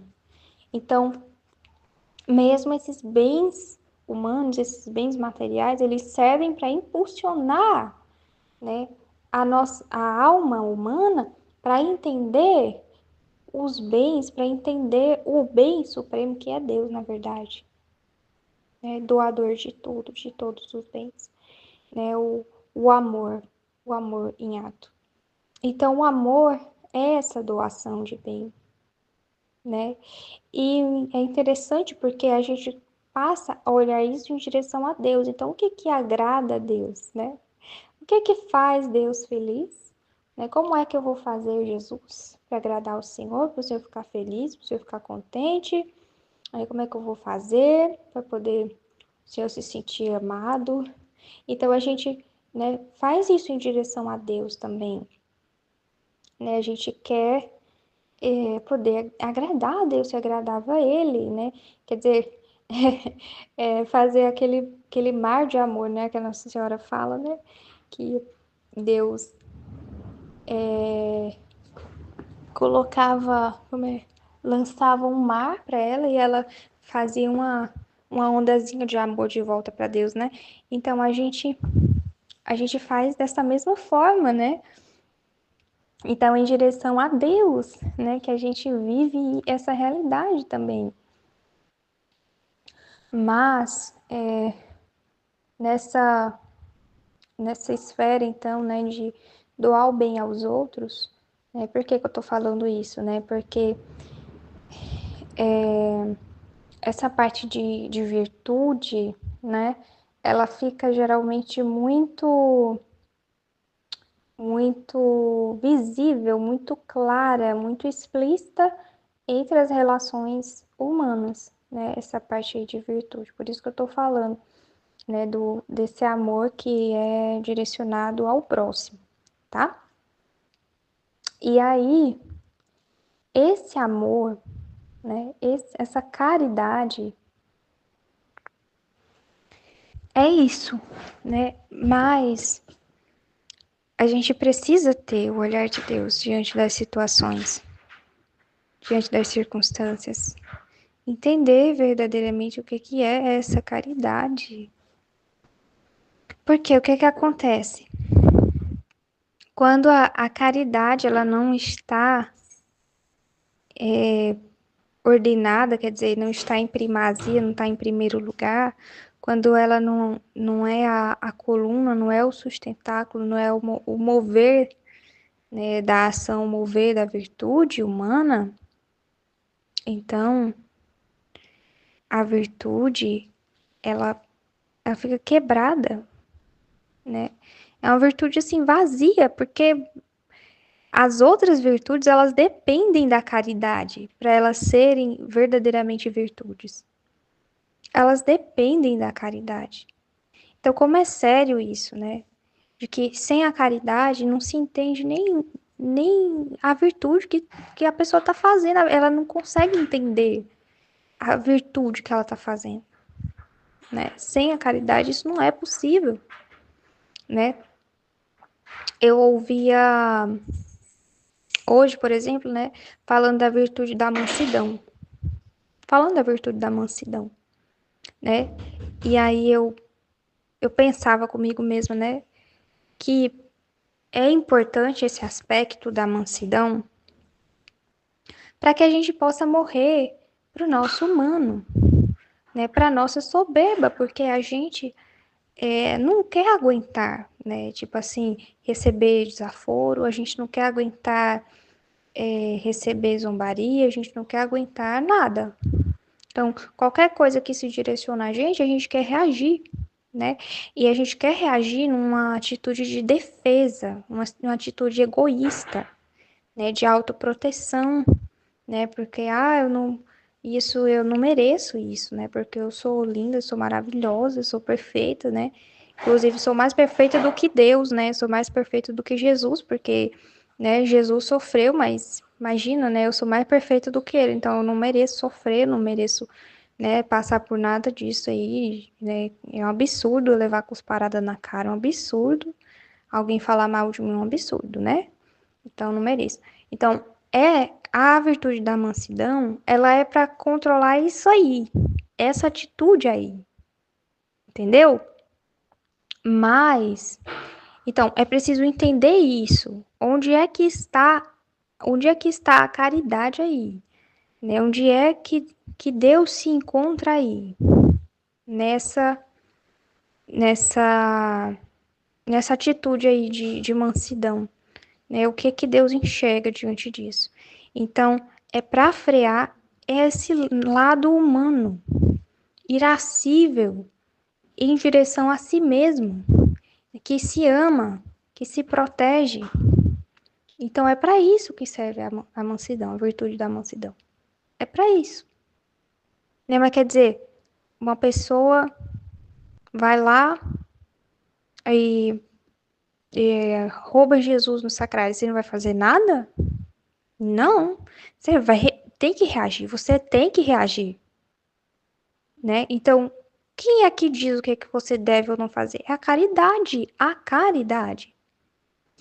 né? Uma pessoa erra feio, né? Pisa na bola com Deus.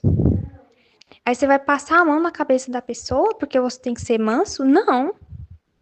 Você vai falar firme com a pessoa para ela acordar para a vida. É a caridade para a pessoa. Isso é a caridade. Você falar manso para a pessoa não é caridade, porque, né, ela vai achar que tá tudo bem, né, que tá tudo bem, que não precisa de mudar, que não precisa de nada. Ela não vai entender a gravidade do que ela fez para Deus. Entendeu? Então, é, vai muito além, né? Vai muito além do olhar humano a caridade, né? Então, é muito sério isso, como a gente precisa entender a vontade de Deus, quer dizer, o coração de Deus. Entender a forma com que ele vê as coisas, que não é a nossa forma, né? Então, isso que é ruim, assim, de se fiar muito nas virtudes, sabe? Porque a pessoa acaba, assim, não sabendo o que que ela tá fazendo. Se ela não agir pela caridade, ela não sabe o que que ela tá fazendo. Ela vai simplesmente ali agindo, né? Conforme a sua própria imagem que ela vê no espelho. Então acho que vai ficar mais fofinho, né? Se eu falar assim, né? Acho que vai sair mais bonito, vai ser mais santo, vai ser mais isso, mais aquilo. Se eu agir dessa forma, se eu fizer isso assim, desse jeito e tal. Então, assim, isso não é ordenado. Isso não é bom, não está produzindo bem para os outros. Não está sendo em direção a Deus, está sendo em direção a si mesmo, ao seu próprio olhar, à sua própria perspectiva, ao seu próprio achismo.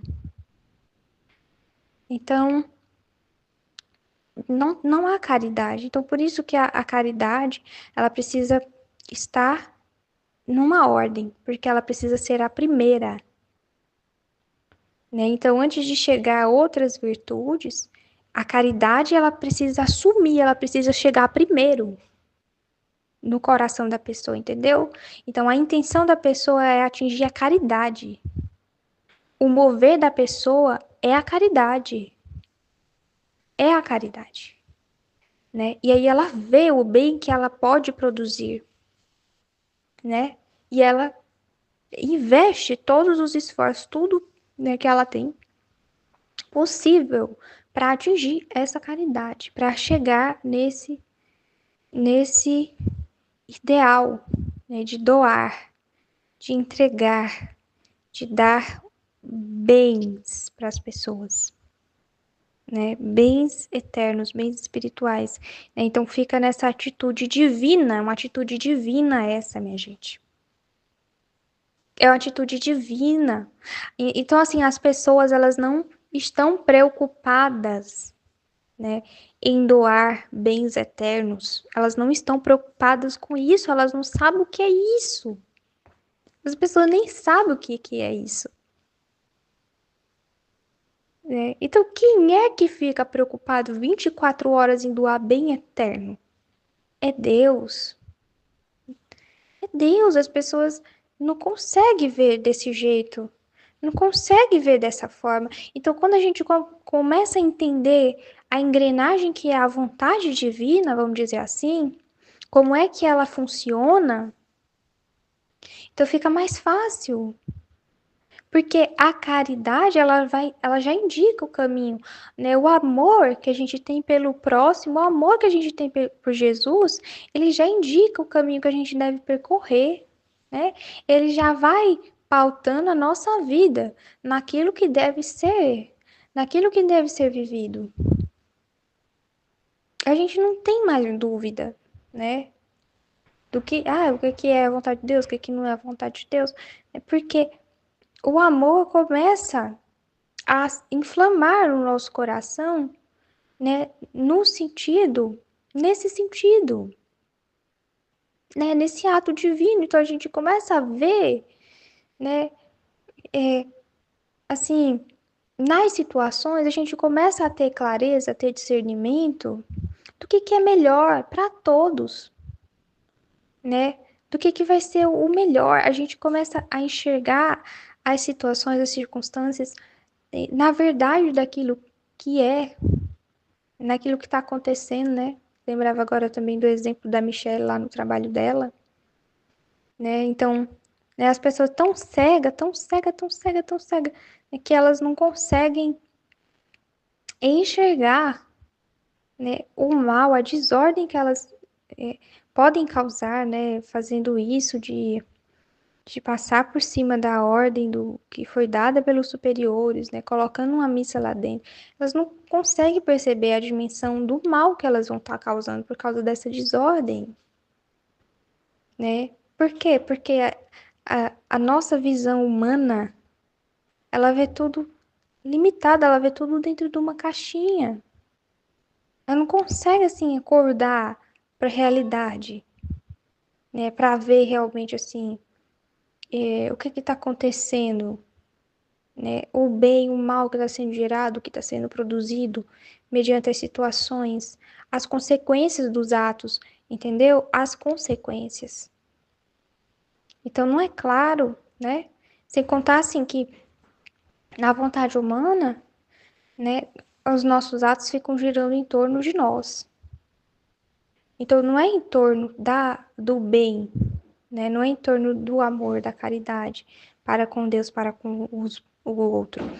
É girando em torno de nós. Então, a gente faz um ato, porque eu acho que é melhor para mim. Porque eu acho isso, porque eu acho aquilo, porque eu, né? E não tem sensibilidade para saber, né? Não tem sensibilidade para saber. Não tem, a pessoa não tem, né? Não tem, porque imagina a pessoa, né, que não tem comunicação com Deus, né? Que não vive assim perto de Deus para conhecer quem é Deus, para saber como é o amor, para saber assim como é um bem eterno que Deus vive produzindo o tempo inteiro, né? Para entender a vontade divina, como é que ela age. Então a pessoa não sabe. Ela não sabe, ela não faz a mínima noção, né, de como é que ela vai imitar Deus, de como é que ela vai produzir esse ato agradável a Deus. Né? Então é uma situação muito triste, é muita treva na vontade humana. É muita treva, é treva à beça. É treva para dar e vender. Né? E que triste na pessoa viver dessa forma, a pessoa viver assim. Então, é o que eu estou entendendo aqui dessa parte. As outras virtudes podem estar separadas uma da outra, mas a caridade ata e ordena tudo. Então a pessoa faz uma virtude, porque hoje eu vou ser humilde. Aí a pessoa vai fazer a virtude da humildade. Porque hoje eu vou ser obediente, aí hoje vai ser humilde, vai ser obediente. Porque hoje eu vou ter o silêncio de Maria, e vai viver a virtude do silêncio. Então, veja, dessa forma humana, as pessoas conseguem separar as virtudes. Mas quem enlaça tudo é a caridade. O que isso quer dizer? Que a pessoa, ela estando em ato de caridade, ela consegue fazer todas as virtudes. Ela consegue dominar todas as virtudes. Ela consegue realizar todas as virtudes e de forma ordenada. De forma ordenada, né? Porque também, como falava, se a pessoa, ela é uma autoridade, ela precisa falar, ela não pode ficar fazendo silêncio, ela precisa falar. A ordem é que ela fale, entendeu? Então, vamos lá. Se um superior está fazendo alguma coisa errada, né, por exemplo, aí eu percebo que está fazendo alguma coisa errada, né? Aí quer dizer, não, porque eu sou muito humilde, então eu não vou chegar nele, não vou falar que ele está errado, porque eu sou humilde, né? Eu sou submissa e tal. Não, né? Não. É falar. É chegar lá e falar, né? Então, a caridade, ela ordena, porque essas virtudes, né, são pseudo-virtudes. Elas não são ordenadas, elas não têm o amor verdadeiro, elas não têm o amor verdadeiro, né? Elas são pautadas num amor humano, que ainda é muito voltado para si mesmo, que não consegue ainda olhar para Deus, olhar para o próximo. Então veja, né? Então veja,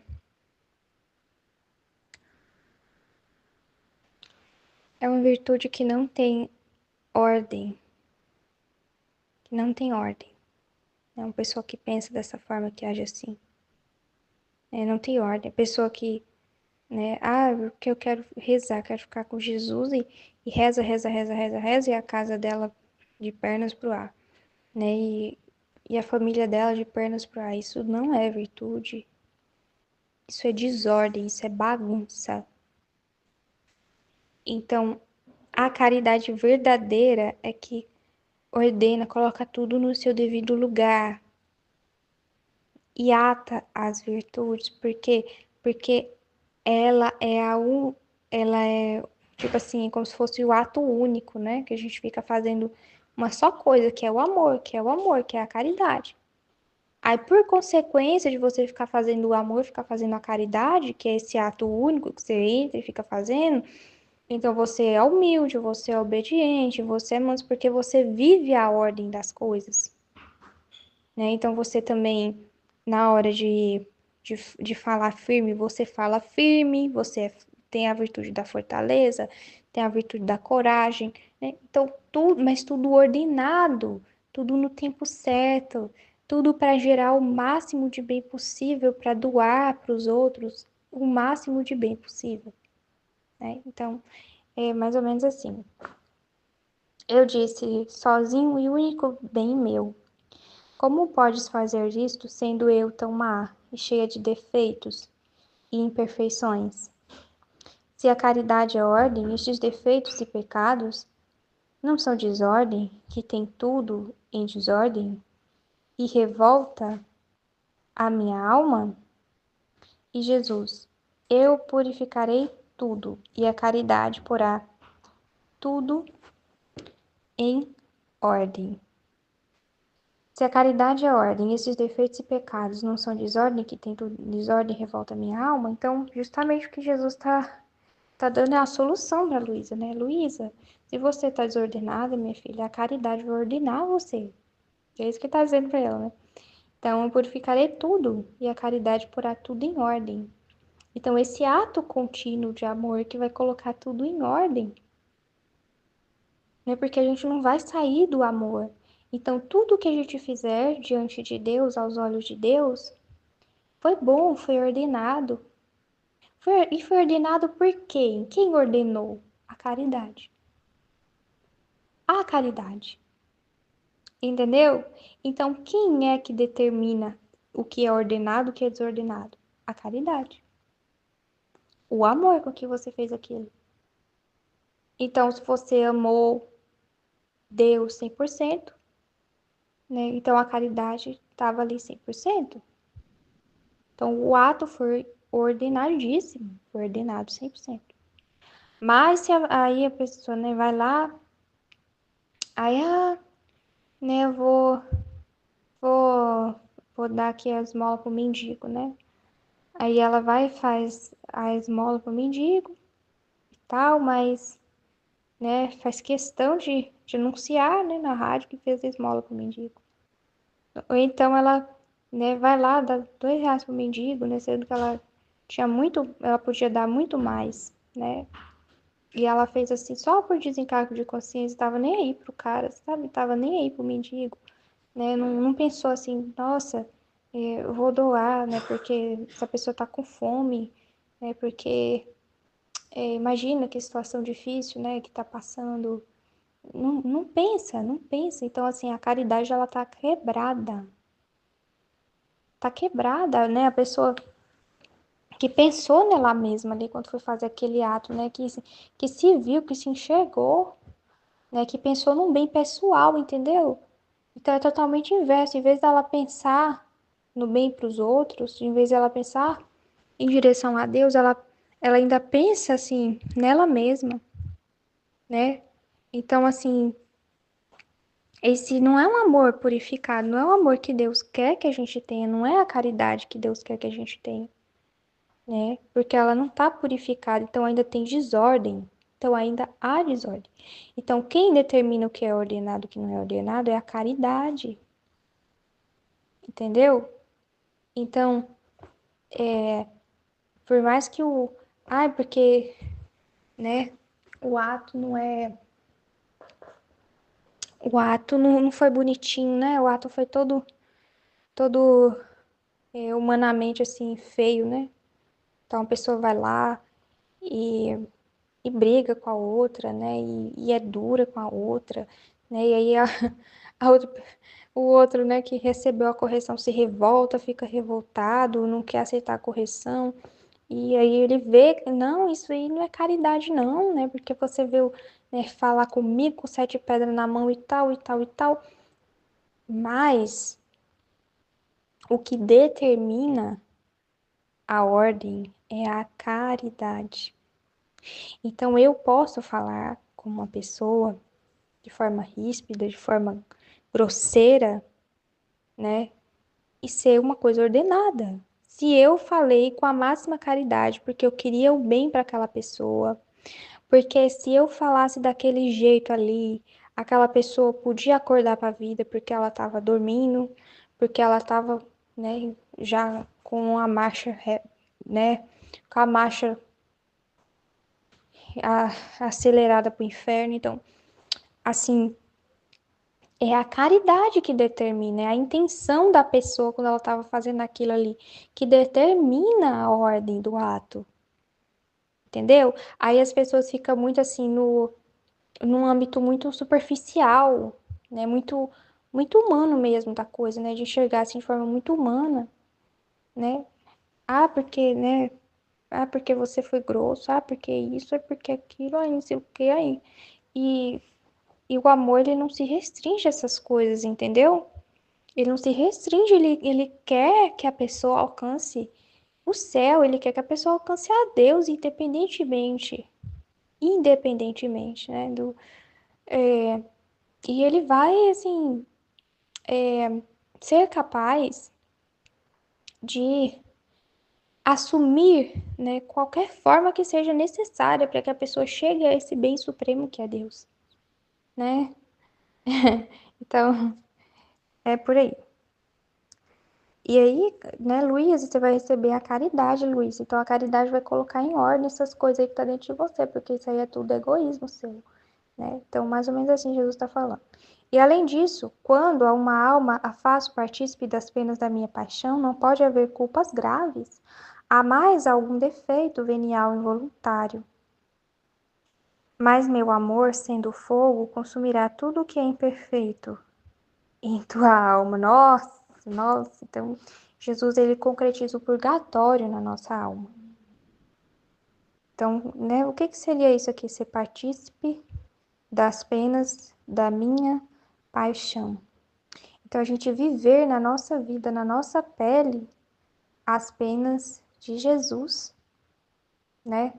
Então, olha como é grave isso de a gente não aceitar a cruz, de a gente não aceitar o sofrimento. Olha como é grave isso, né? Porque a gente assume a paixão de Jesus, a gente concorda em assumir a paixão de Jesus, né? E Jesus, ele diz, ó, que quem assume, quem faz parte da paixão dele, não tem culpa grave, né? Pode ter algum defeito.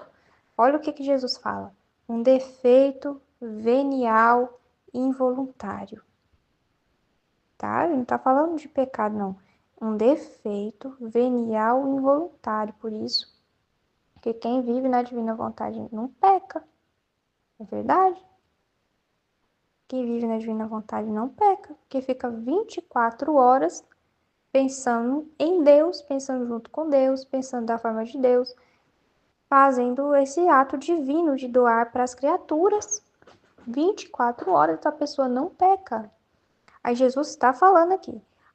Pode ter algum defeito venial involuntário, mas meu amor, quer dizer, a pessoa, ela cometeu um defeito ali, uma falha, né, na caridade dela, mas é venial, ou seja, não é grave.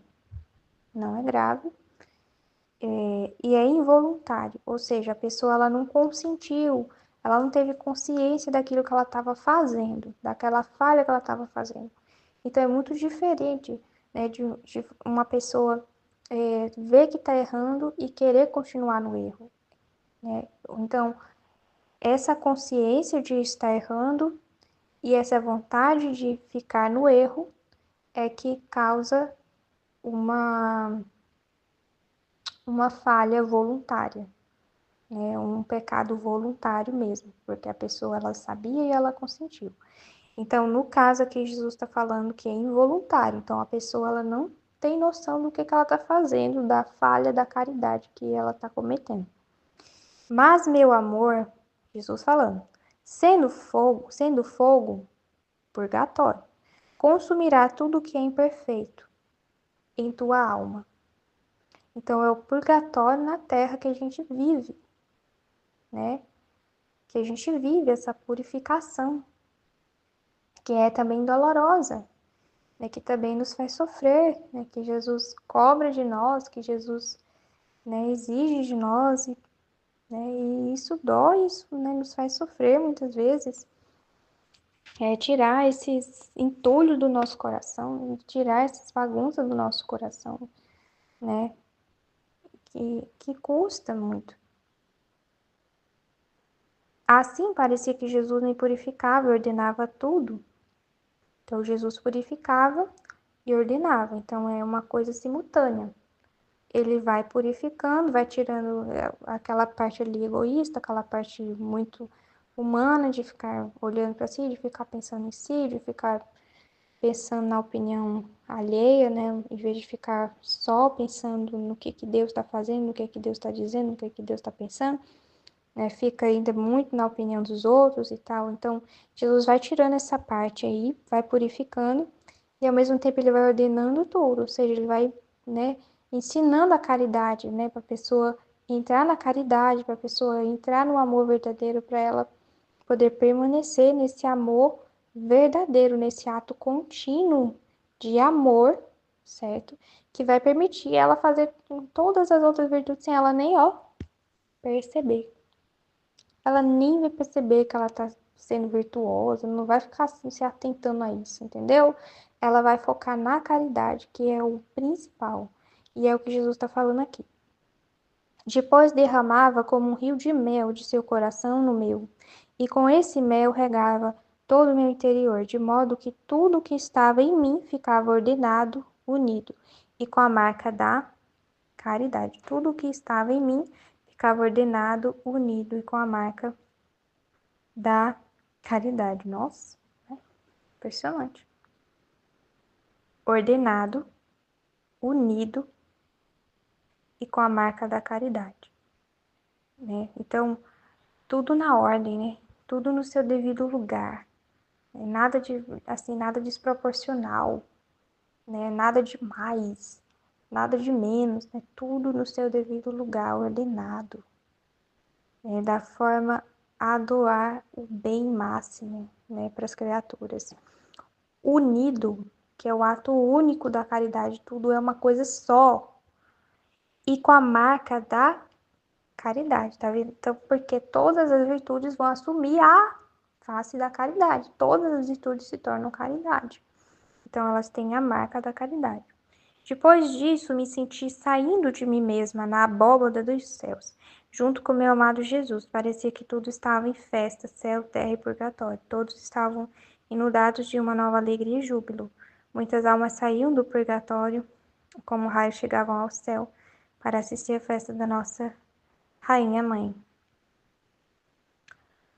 Deixa eu ver se eu pulo aqui essa parte. Mas enquanto olhava, não vi outra coisa que um sol luminosíssimo, que espargia raios que me penetravam como um cristal, tanto que se descobriam muito bem os pequenos defeitos e a infinita distância que há entre o Criador e a criatura, tanto mais que aqueles raios cada um tinha sua marca. Um delineava a santidade de Deus, outro a pureza, outro a potência, outra a sabedoria, todas as outras virtudes e atributos de Deus. Então eu comento essa parte, porque é comum assim que diante da grandeza de Deus, toda criatura é pequena, né? Toda criatura é pequena diante do Criador. Assim que a alma vem do seu nada, suas misérias e sua pobreza se sentia aniquilada, e em vez de olhar, prostrava-se com o rosto na terra ante aquele sol eterno, ante o qual não há ninguém que possa estar frente a ele. Então, gente, isso que é Deus, né? Imagina isso, né? Ninguém pode estar à frente de Deus, né? Não tem esse que chegue lá, não tem esse que aguente. E todo mundo se prostra, todo mundo fica prostrado, porque ele é muito imenso. Tudo nele é muito imenso, é muito, muito imenso. E nós somos muito pequenos. Então, como é que um Deus é tão grande desse jeito, minha gente? E ele fica nos observando, nos cercando e fica atento a nós, atento ao que a gente está fazendo, né? Eu lembrava do trecho que Jesus fala, né? Que Deus fica atento, fica assim, entretido com os filhos da divina vontade. Ele fica entretido, a gente rouba, né, o olhar de Deus, a gente rouba, né? Aí eu dizia, mas Jesus, o Senhor, né, não fala também na Bíblia, né, que Deus se interessa, né, por todos os corações humanos? Mas realmente, né, Deus se interessa, né, por todos os corações humanos, mas olha o que os outros humanos estão fazendo, né? Olha o que eles estão fazendo no coração. Né? Só dispersão, só bagunça, só pecado, só miséria, só egoísmo, só... Nossa, sim, muito reles, muito reles. Então, Deus olha para isso, né? Ele queria ficar ali contemplando aquela pessoa, né? Achando bom aquela contemplação, mas não dá, não dá. Então, com quem ele se entrete? Com quem ele acha um gosto assim? Com os filhos da divina vontade.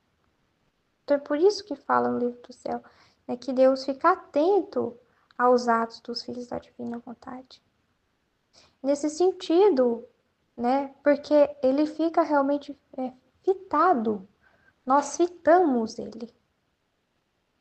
Nós fitamos, né? Nos tornamos uma, uma chama reparatória viva, um amor vivo para Deus, né?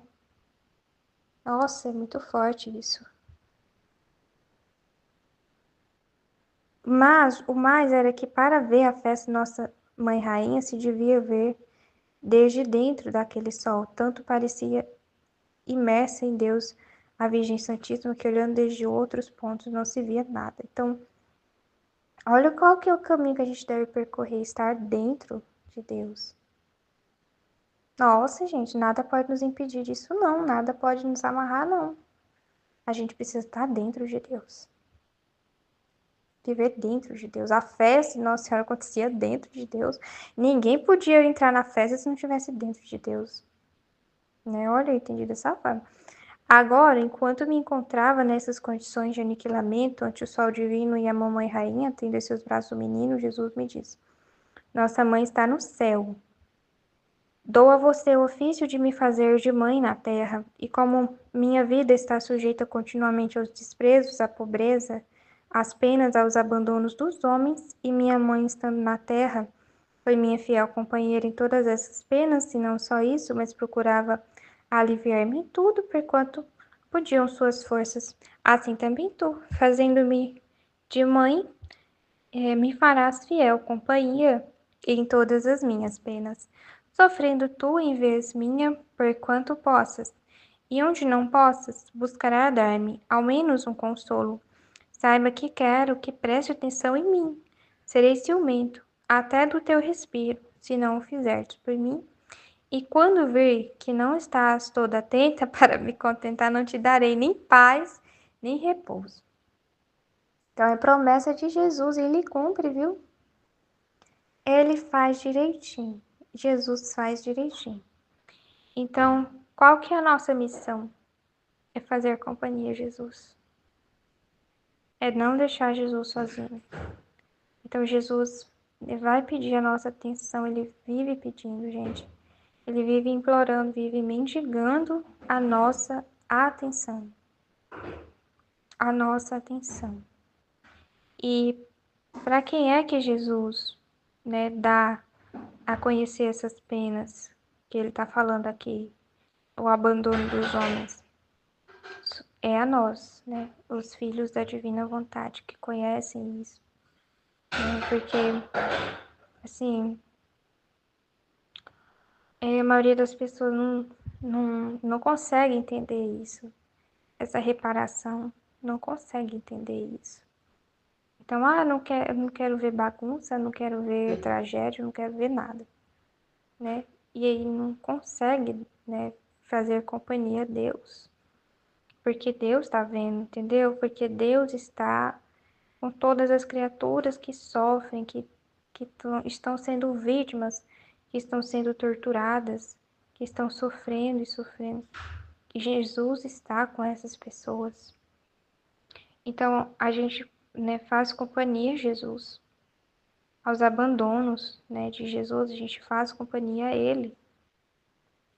E a gente, né, não só faz companhia nesse sentido, assim, espiritual, mas a gente também carrega essas penas com a gente, né? Então, Deus permite a gente carregar um pouco das penas dele, a gente sofrer como ele, né, entendeu? Encarnar o sofrimento na nossa vida. Não só isso, mas procurava aliviar-me em tudo, por quanto podiam suas forças. Assim também tu, fazendo-me de mãe, me farás fiel companhia. Então, tá vendo? Aí Nossa Senhora buscava aliviar Jesus em tudo quanto podia as forças dela, né? Então, se esforçar para dar essa atenção a Jesus, né? Para poder dizer o fiat para ele quando a dor chegar, né? Quando as penas chegarem.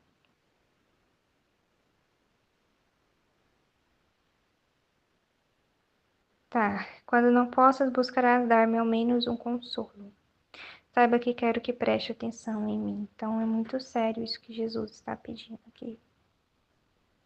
Saiba que quero que preste atenção em mim. Serei ciumento até o teu respiro e não, se não o fizeres por mim, e quando ver que não estás toda atenta para me contentar, não te darei nem paz nem repouso. Depois disso, comecei a fazer-lhe de mãe, mas quanta atenção era necessária para satisfazê-lo, para vê-lo feliz, não se podia nem olhar para outra parte. Nossa. Então, agora Jesus queria dormir. Agora queria beber, agora queria que o acariciasse e eu devia encontrar-me pronta a tudo e que queria. Agora dizia, mamãe minha, me dói a cabeça, me alivie.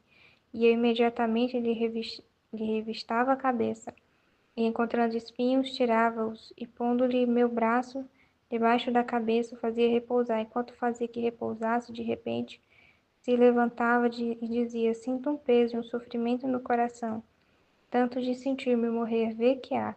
E olhando para o interior do coração, encontrei todos os instrumentos da paixão, e um a um tirei-os e coloquei-os no meu coração. Depois, vendo-o aliviado, comecei a acariciá-lo e a beijá-lo e disse, meu único e único tesouro, nem sequer me deixaste ver a festa de nossa Rainha Mãe, nem ouvi os primeiros cânticos que lhe cantaram os anjos e os santos, no ingresso que fiz no paraíso. Jesus, o primeiro canto que fizeram a minha mãe foi a Ave Maria, porque na Ave Maria estão os louvores mais belos, os maiores honras, e renova-se-lhe a alegria que teve ao ser feita mãe de Deus. Por isso vamos recitá-la juntos para honrá-la. E quando você vier ao paraíso, eu encontrarei, como se a tivesse dito com os anjos aquela primeira vez, no céu. E assim recitamos a primeira parte da Ave Maria juntos. Oh, como era terno e comovedor saudar a nossa Mãe Santíssima, junto com o seu amado Filho. Cada palavra que ele dizia levava uma luz imensa, na qual se compreendiam muitas coisas sobre a Virgem Santíssima. Mas quem pode dizê-las todas? Muito mais pela incapacidade. Por isso, passo-as em silêncio. Amém. Fiat, em nome do Pai, do Filho e do Espírito Santo. Obrigada, Senhor.